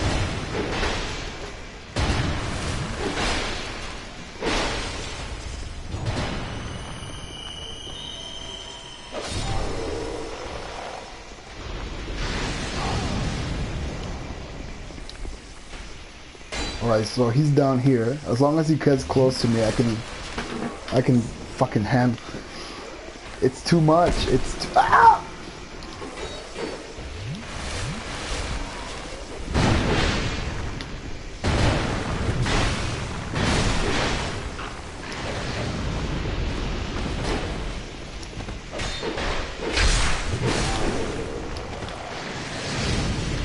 So if we get rid of this guy, we're home free. But there's gonna be another axe wielding motherfucker over here. So let's get rid of this guy.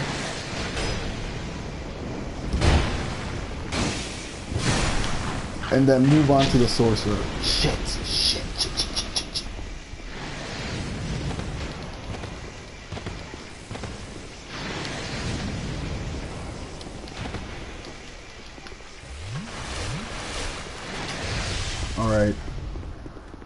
Alright, come on.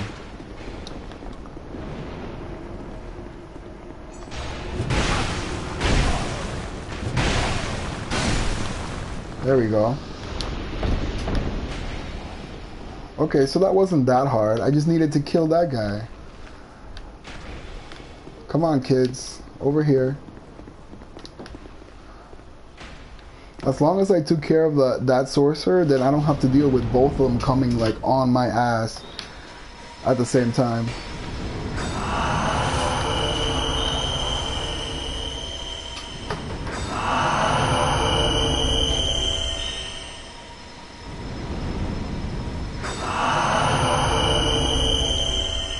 Alright, so now this final room should be easy. We just gotta get this guy to come down here. And once he does, we're set. That's my man, dude. You trying to move in on my character, Nate? Come on. See, now he doesn't want to come down here. Like, I just don't understand it. These sorcerers are so fickle. They do whatever they want. It don't even make no sense.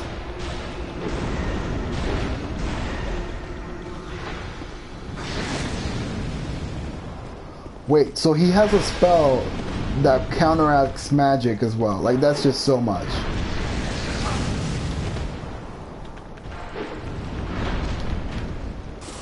I love it.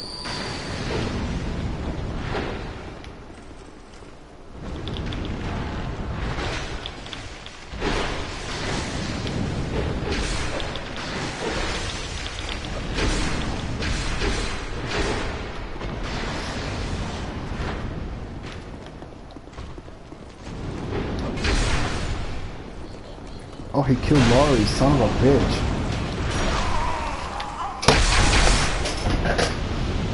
Jesus Christ. Jesus. Oh my God.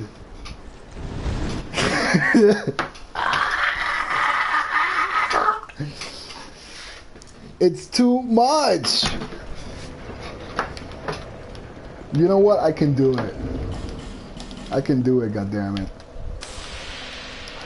I just love that it's like a different death every time. Like the last 3 times that I made the run, I was not touched by the giant at all. But then this particular time, the giant decides to, like, out of the blue, come in and destroy my life. Thank you, Nate.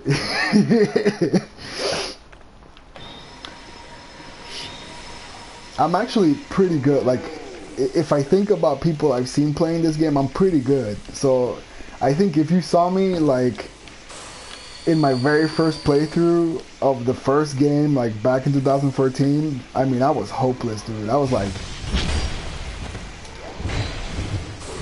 I couldn't even do the basic stuff.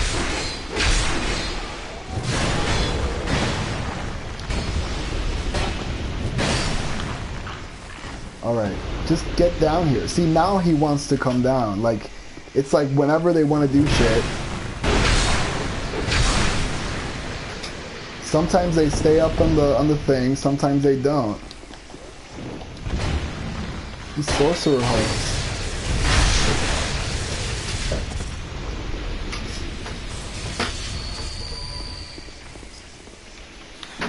No, the basic stuff is kind of... Like, the thing is, the entire game is built on a foundation of very basic kind of like just fundamental things, right?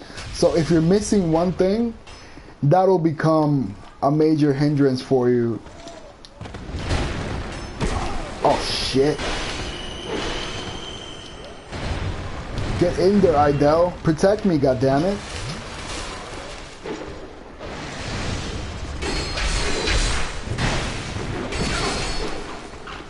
Alright, there you go.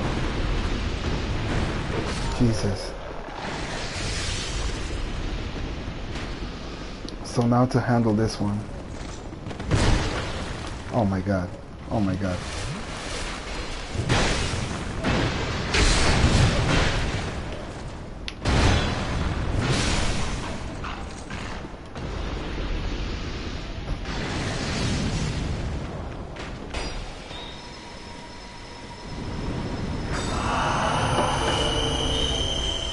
Alright, so here's the end area again. Well, I mean, what I meant by basics, it's like, overall, the game is very simple. But it's all just a combination of all these, like, simple components that come together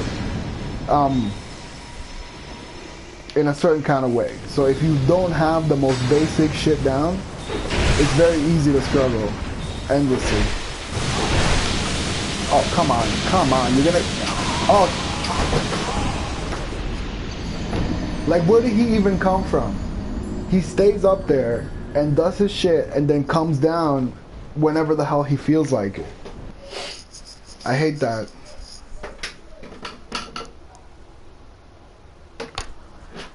Yeah, like parrying and dodging is kind of part of it. It's also kind of like just defending. Like using shields is huge in this game. Amongst other things, like there's a poise. You have to think about your character's poise.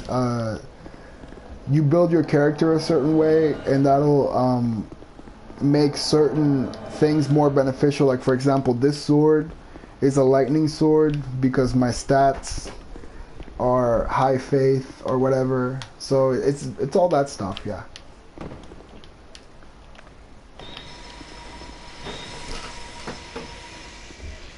No, you're not. I was messing up all by myself before you even got here. Just ask Milkshake. He's been watching me fuck up.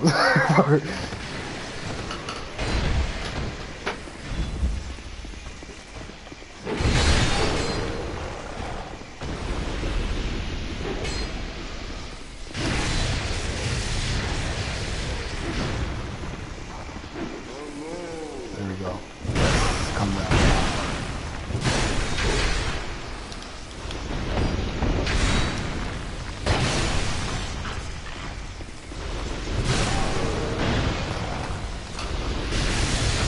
Oh.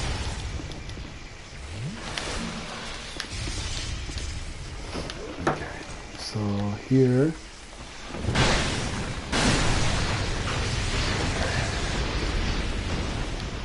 Alright, so now we're in the danger room.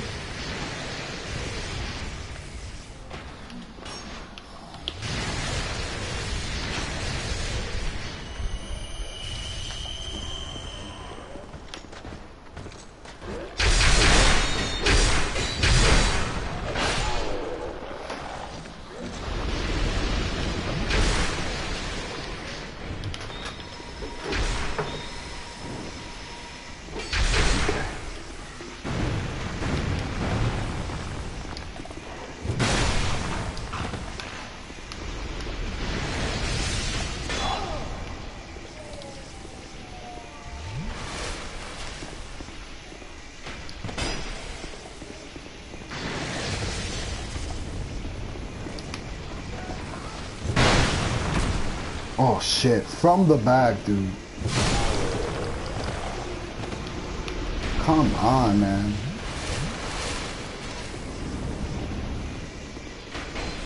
So, see, he's not gonna come down now.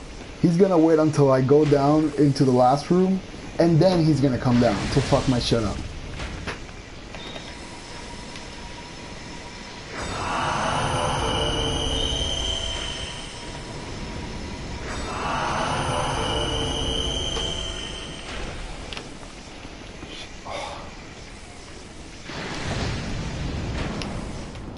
Alright, I'm gonna go for it.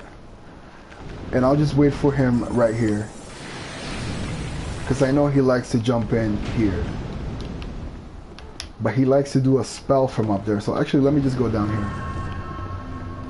Come on, dude. I know you're coming.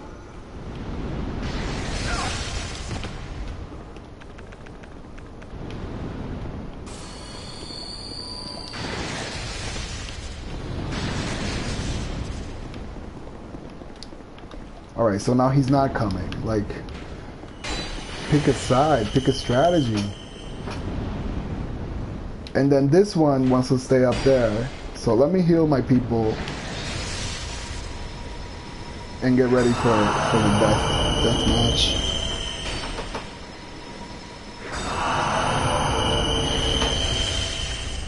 I mean, it makes sense that he's staying up there, but it's kind of like the inconsistency of the AI, because the AI will sometimes arbitrarily decide that it wants to do certain. Oh shit.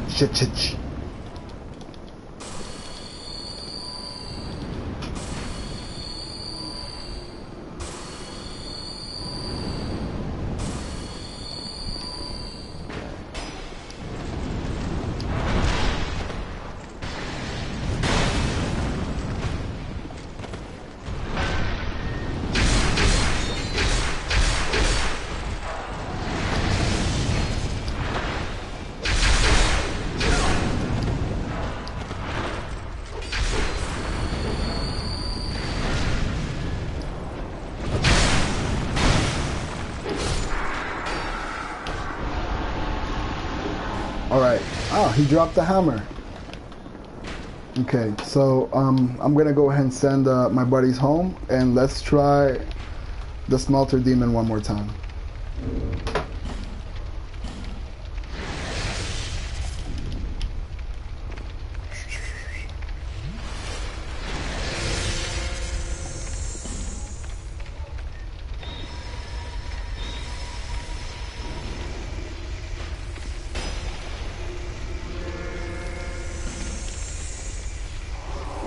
Alright people, wish me luck.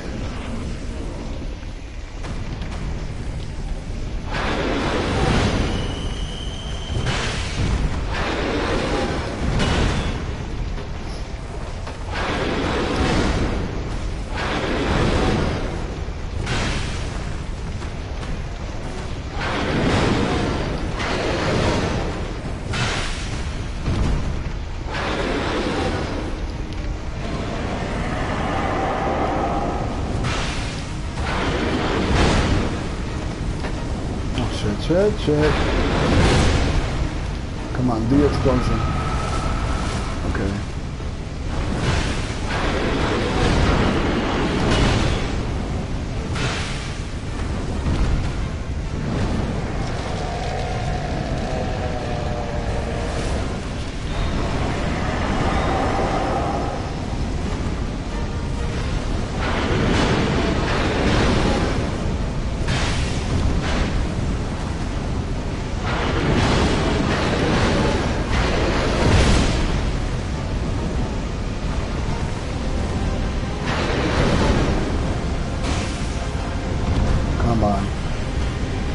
Come on.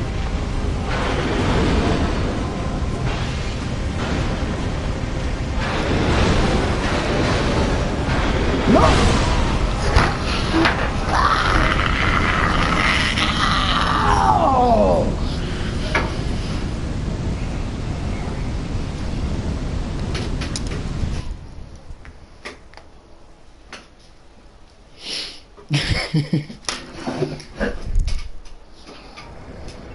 Jesus. It's not even that hard. Like, that's what I love about it. It's like I'm too hyped at the moment, and like that's what's working, because it's not a hard boss. All right, let me keep it cool. I'll just keep it cool. Jesus.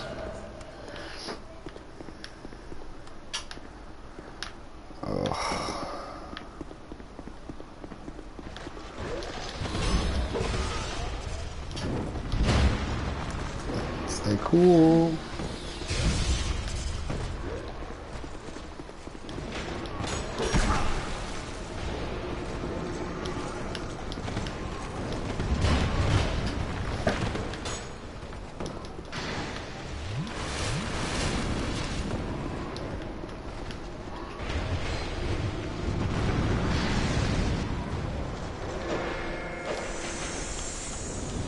Look at that. He came down. See, this time he came down. But previously, he stayed up. So it's like, you know, whatever you feel like doing today, girl.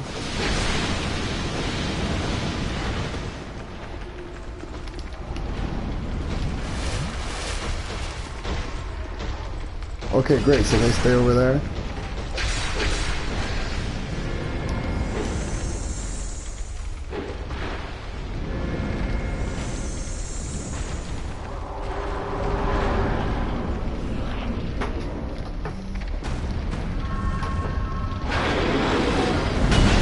Alright, let's stay cool, folks.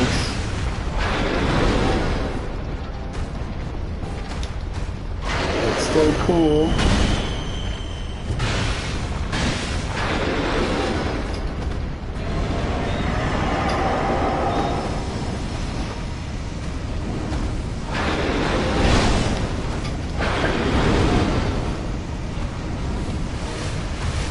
Let's stay cool.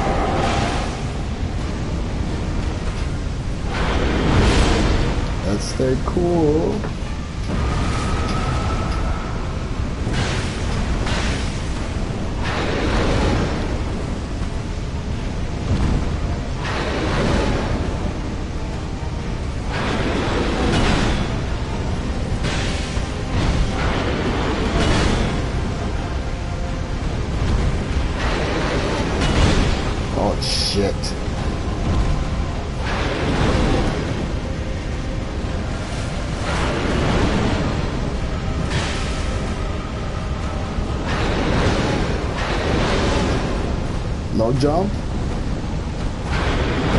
There's the jump. Okay.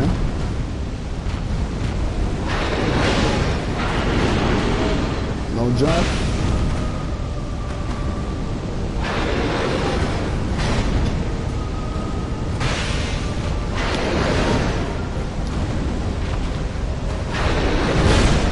All right. Explosion. Okay. I got this. I got this. I got this. Woo!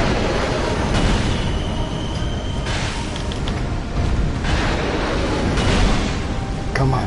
Come on. No!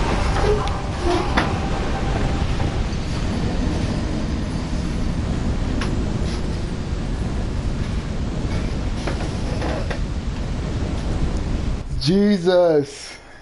Oh my God. The hype. The hype, bitch. God damn it. Wow. The hype. I love it. I love it. It's just like, it's too much. It's too much. But it feels good. Woo! Come on. I'm gonna get it this time. I don't give a fuck. I'm going in.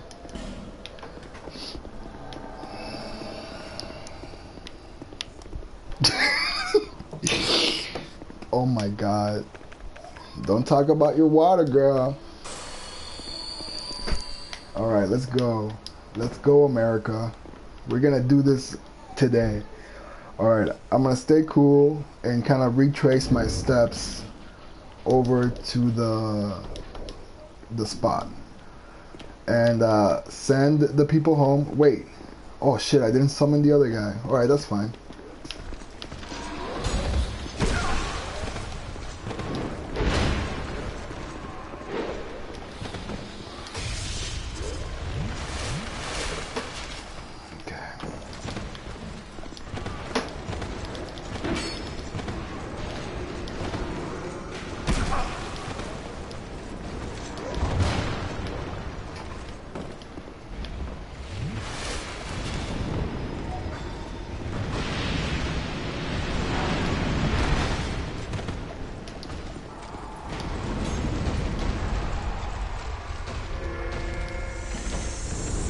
We can get this done. Come on. Alright. Stay cool, everybody.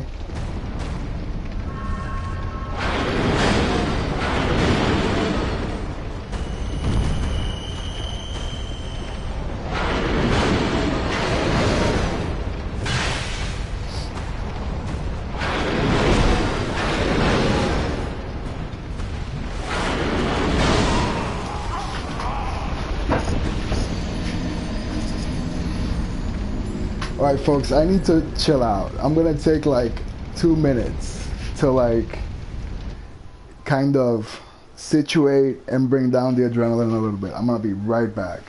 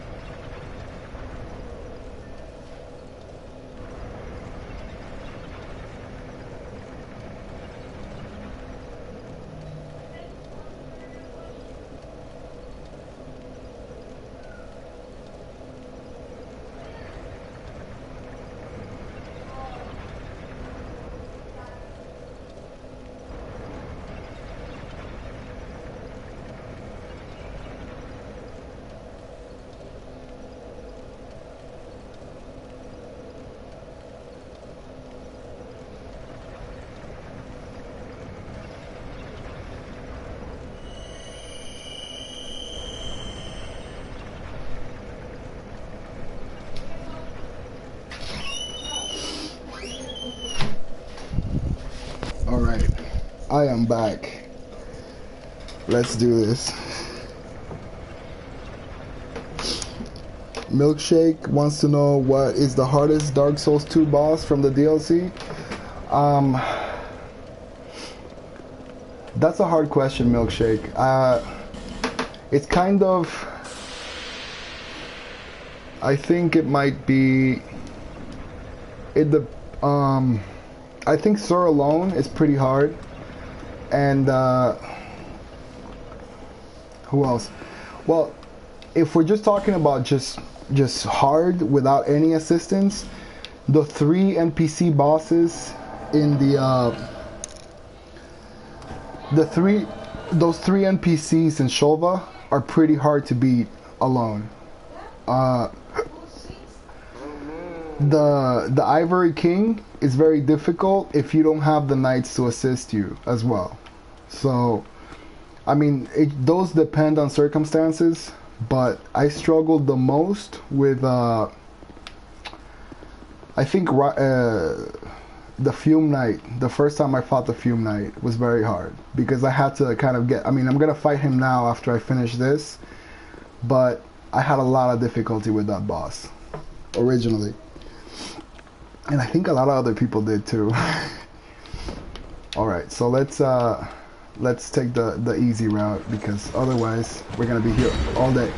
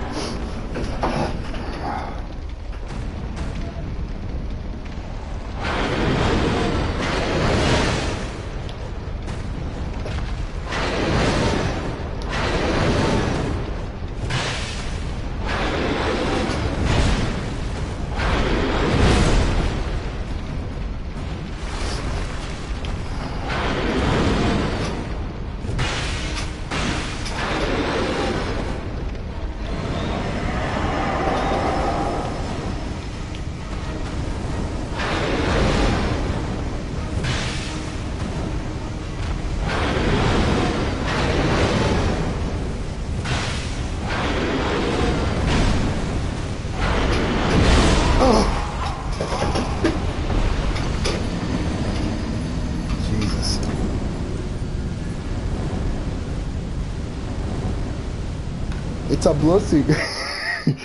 You can, you have to, that's one of the fundamentals I was talking about earlier. The green bar is your stamina. So once you run out of stamina, you can't roll, you can't guard, you can't hit without stamina. So survival in this game involves managing your health bar, but also your stamina bar. And I have a ring on that helps my stamina restore quicker than normal. But and also I've leveled up the stamina quite a bit. So yeah, that's like a key part in playing the game, is stamina management.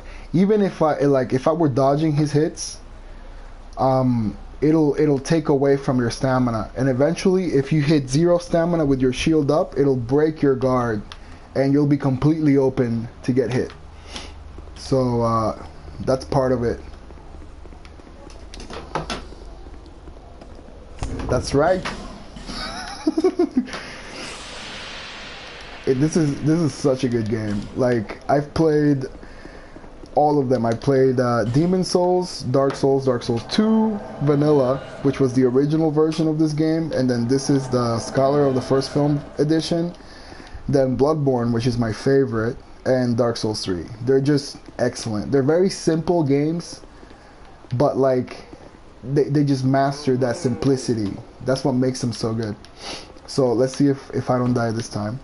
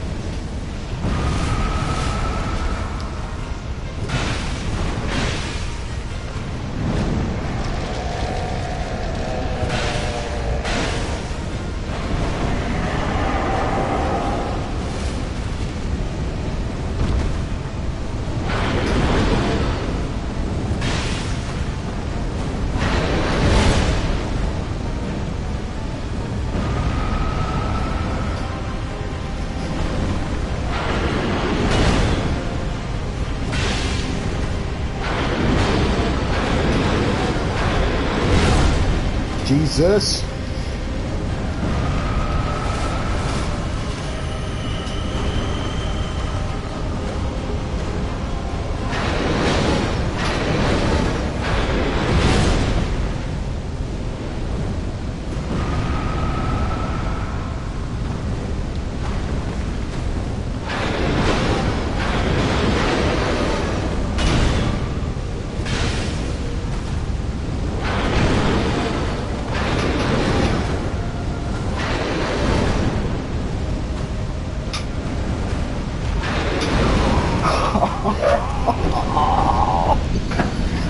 All those delayed hits is what fucks me up, because he like purposefully holds the hit and it builds up so much anticipation that you either react too late or too soon, and that's what fucks me up.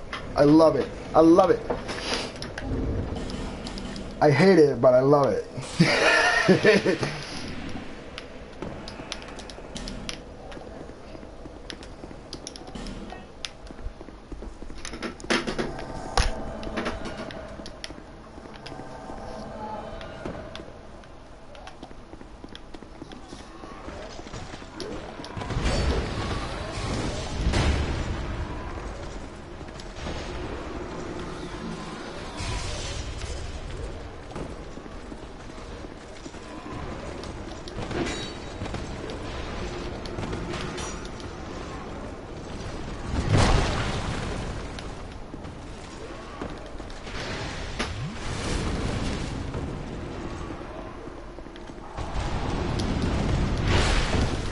Come on, come on.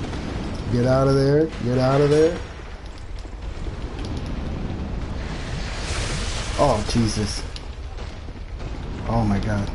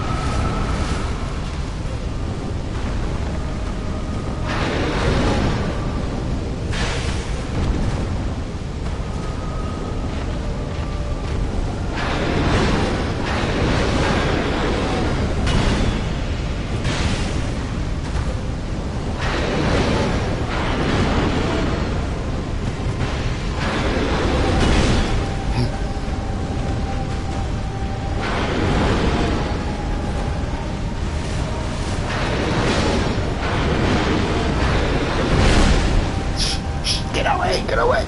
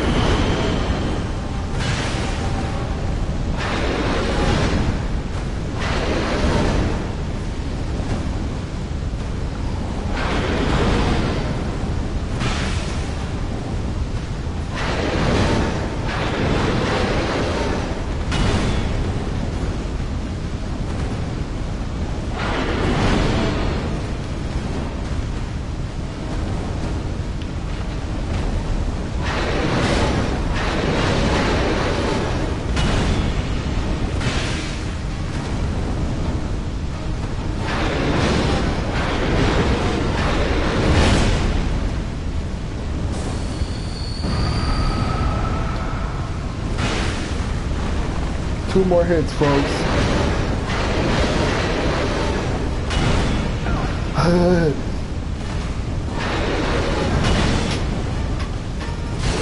Take that, son of a bitch! God damn it! Holy fuck! Yes! Yes! Ooh! God damn it, that was fucking hard. Jesus! But it feels so good. Like when you do it, when you win, yes! Amazing. Amazing. Alright, folks, I am ready to fucking kill the Fume Knight right now. Like, I am hyped. So, you get the Pharaoh's mask, and this is kind of like, what do you call it? It's like it's one of the masks from the first game. The Father's mask that is kind of supposed to be summoning up images of that, because it was very popular with the fans because of a particular build that you can make using that mask. So let's get back up here, and then the Fume Knight is down there, but you can't go directly down there. So what I'm gonna do is get right back on the path. Wow, incredible. You know, a lot of people kind of complain about having the Smelter Demon twice in the game, but the blue Smelter Demon is completely different than the regular Smelter Demon because of like how they changed the moveset. So I'm not really that mad about it. Oh, and with that Smelter Demon Soul, you can make this weapon. So you basically get his sword. Wow.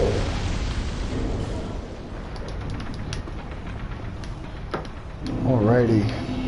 So now in order to get down here, we gotta take this guy. And there's a trick to it. See, before we get to the bottom, you have to jump off. So you gotta jump off early to get a special item right here. Yeah, it's pretty, but it's heavy. It's like it's a very heavy, slow weapon, so I'm not a really big fan of it. That's why I don't use it. But it is very flashy.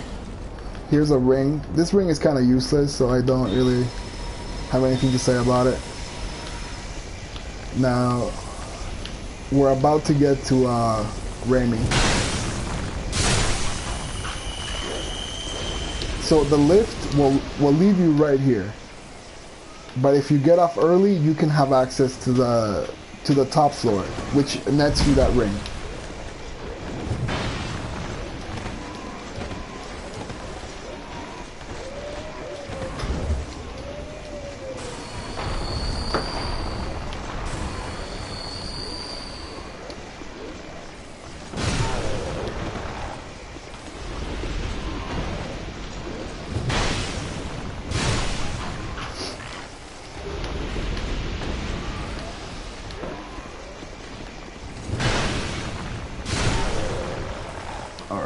So eventually you'll start hitting floors with more than one of these enemies. So you don't wanna be having to deal with more than one at a time, because they can be a little problematic. Thankfully, because you're on higher ground, you can cheese them with magic.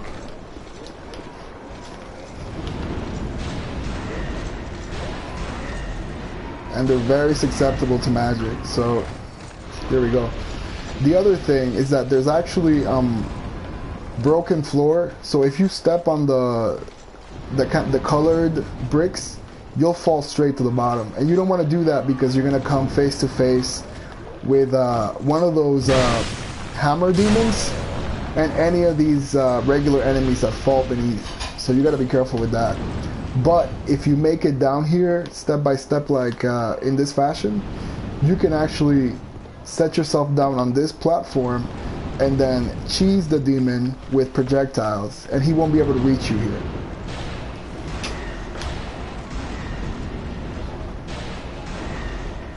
But I'm not gonna do that because it's gonna take way too long, and I, you know, perfectly fit to fight him one-on-one. So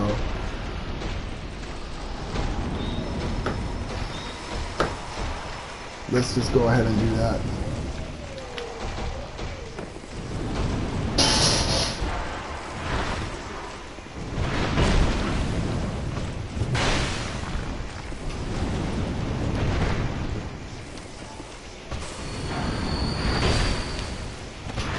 Oh, god damn it.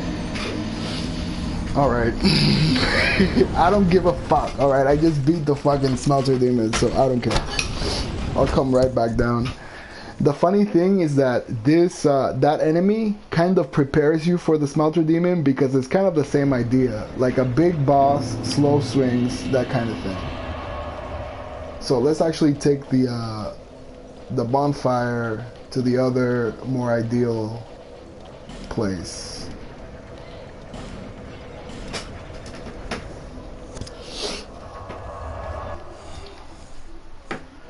But we're coming up on what is the big boss of this area. This boss is actually much more difficult technically than the blue smelter demon. But so we'll see how I do against him. Oh shit, this is my last effigy.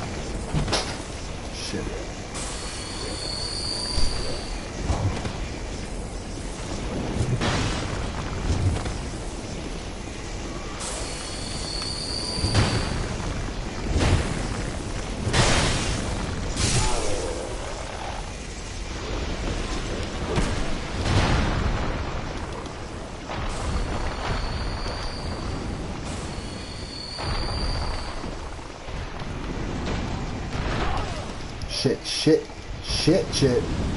You know what? Fuck this guy. Let me flip the switch.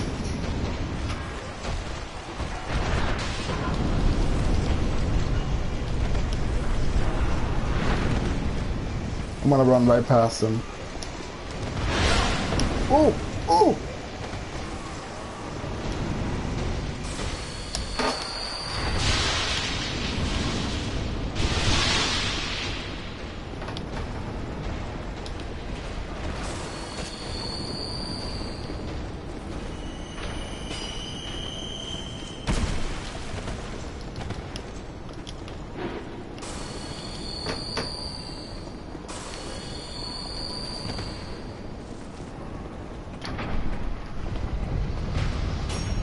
Alright, so actually that area up there, there's some information. There's actually a really good item up there, but I'm gonna, first of all those enemies are buffed up because of what we have down here, which is all these effigies of, I forgot what her name was, Lashandra's sister. So once you get rid of all of these, the enemies will no longer be buffed up there, and you can simply go up and kill them very easily. And get that Nadalia, that's her name. Alright. So there's 4 of these around the boss arena.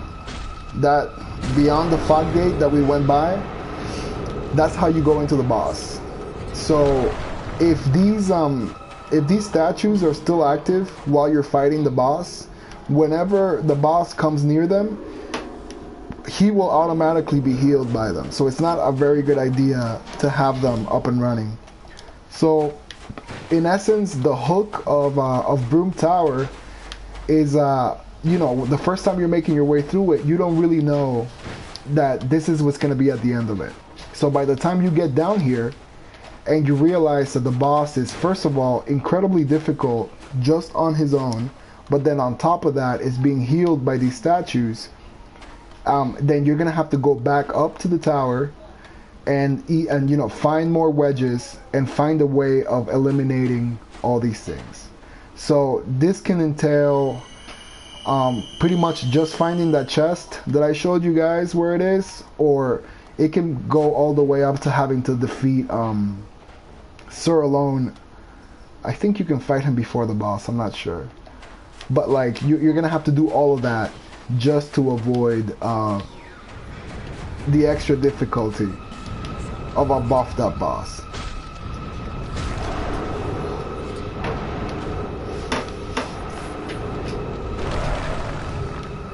But if you follow the steps I took, you won't have to worry about that, because the boss will, see, now I have all 4 of them, so I don't really have to worry about that.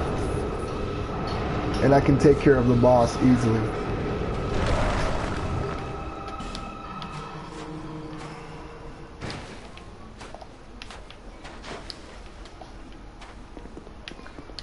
Let's turn on this bonfire. So, oh yeah, then there's these guys here. They're not gonna come up unless you walk near them. Ugh, son of a biscuit.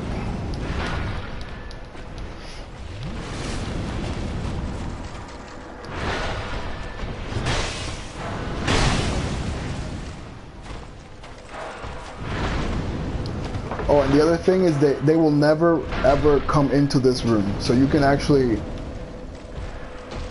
not have to worry about, like, if you have to heal or something, this is a safe area to heal, because they'll never actually walk in here.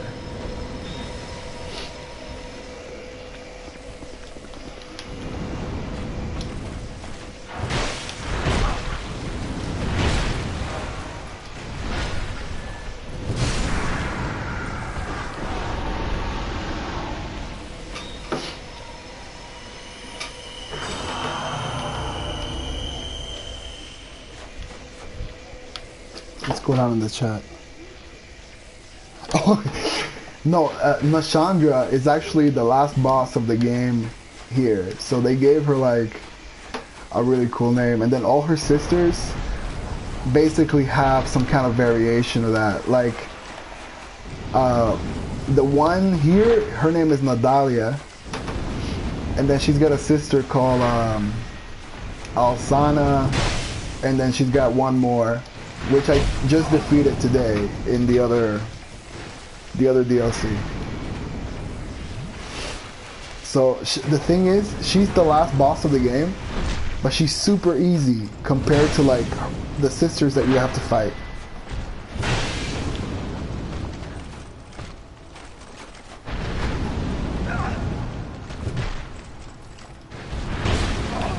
Jesus, Jesus.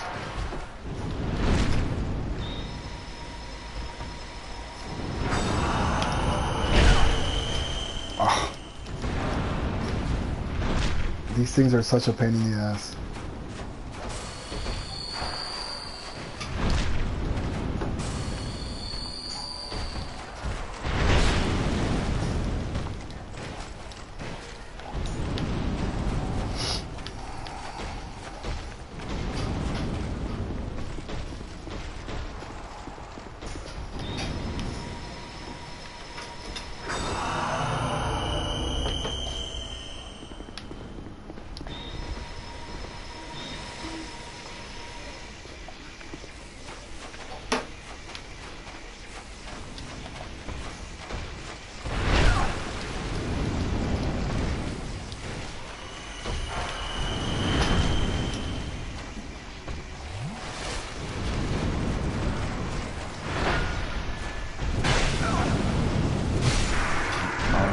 Goodbye.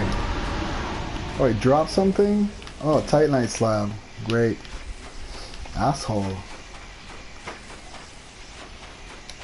Okay, so I've gotten all the items. What I'm gonna do is very quickly go over to the magic clutch ring.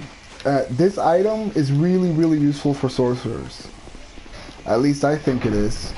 I don't know if there's an actual drawback to the item. In Dark Souls 3, if you equip any of the clutch rings, you take significant, like a lot more damage. But in this game, I don't think that's the case. So it's pretty much just a free buff to your magic, and it's gonna be in a treasure chest right here to the left. So this area, you can very easily just run past all the enemies if you don't want to deal with them. But starting in New Game Plus Plus, there's gonna be a red phantom right here blocking your path. So I'm gonna draw this guy over here so I can handle him by himself.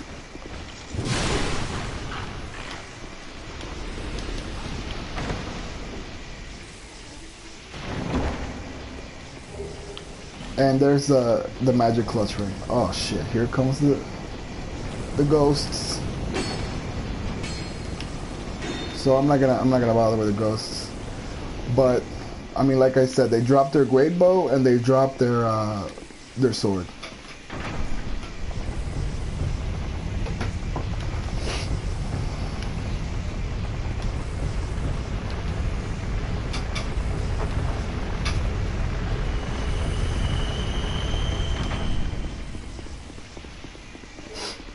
Alright, so for Raimi himself, if you what's this guy's name? If you send Carhillion to Majula from the shipyard area, I forgot what it's called, the Pirate's Den. If you send him to Majula, then you'll be able to summon him for this boss fight. But he's not useful at all whatsoever. He's gonna die very quickly. And the thing about having summons assist you with the boss is that they add a shit ton of HP to the boss. So it's not really worth it to summon him. The other NPC that you can summon is Steelheart Ellie. And she's going to be over here. But she's going to have the same effect on the boss. Which she's not going to do a shit ton of damage. And she's gonna be dead in minutes. So all you're doing is making things harder for yourself. I think this weapon might be too slow, so I'm gonna switch over to my rapier technique. Where is it?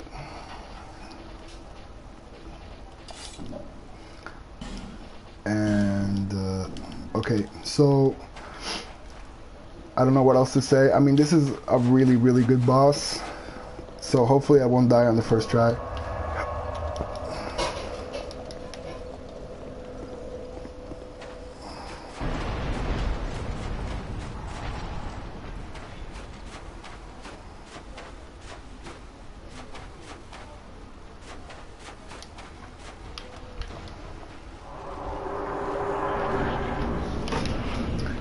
Oh, one more thing I forgot to say. So basically, this guy was previously one of Vendrick's kind of two main knights, and he had a little like situation with Velstad, so they hate each other. So if you wear Velstad's helmet into the fight, he'll go straight into his second phase. He has two phases. The first phase is a very different kind of how do I say it? Just a move set that's very different from his second set. He does much more damage in his second set of moves, but he's relatively slower in the second one. So part of what fucks people up in this fight is going from the kind of pattern that he uses in the first half to the second half. But technically, if you put on Velstad's hat, you don't have to worry about switching from one side to the other. You can just deal with his second phase for the duration of the fight. But I'm gonna do both.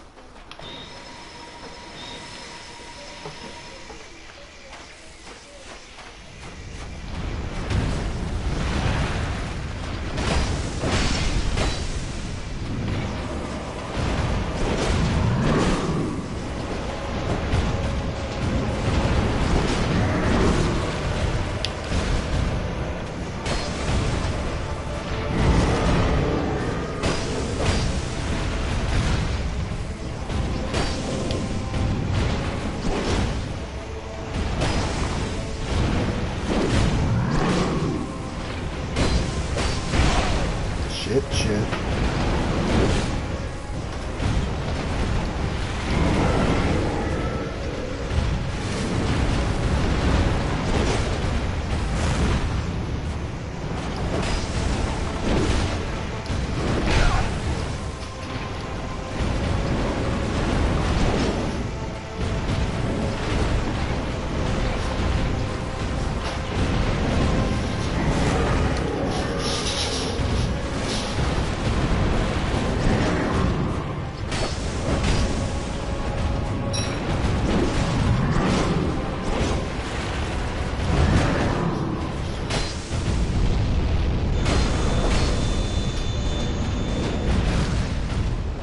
Alright, so this is phase 2.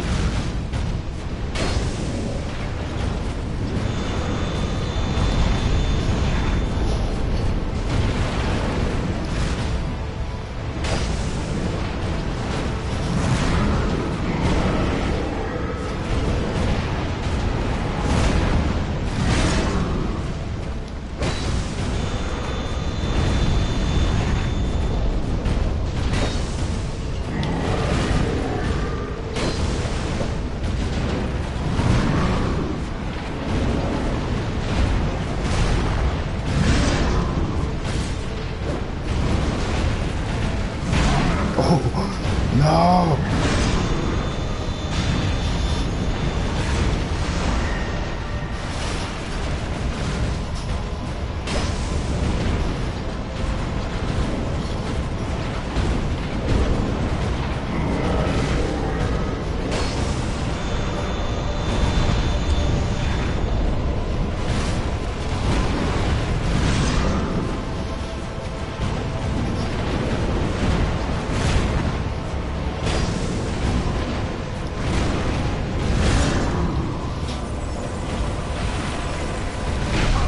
Oh shit.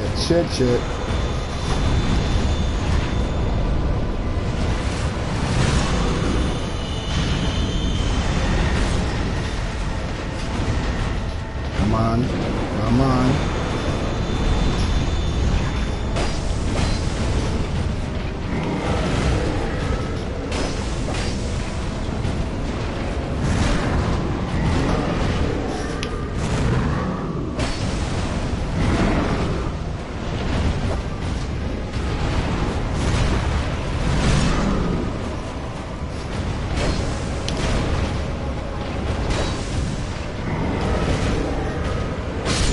Yes.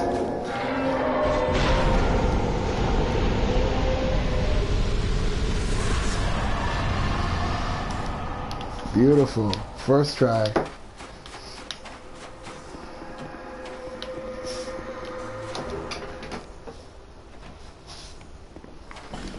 So this is it. This is the second crown. It's actually the crown that I'm wearing right now. So it's quite a pain in the ass to get down here, but it's worth it. I mean, I think not most people, but a lot of people consider this to be the best of the 3 DLCs. And there's actually quite a bit more to do and explore. So, but I'm kind of tired, so I think I'm gonna probably call it a day right now, and then go on and finish the second part of this later. What I'm going to do for the second part is I'm going to finish destroying all the other Alsana effigies that are left up there, and then I'm going to do Sir Alone, which is one of my favorite bosses in the entire game. I'm going to try to kill him without getting hit so I can get the special animation. I don't know if it's going to happen though, but I'll try. So anybody that watched, thank you very much. Take care.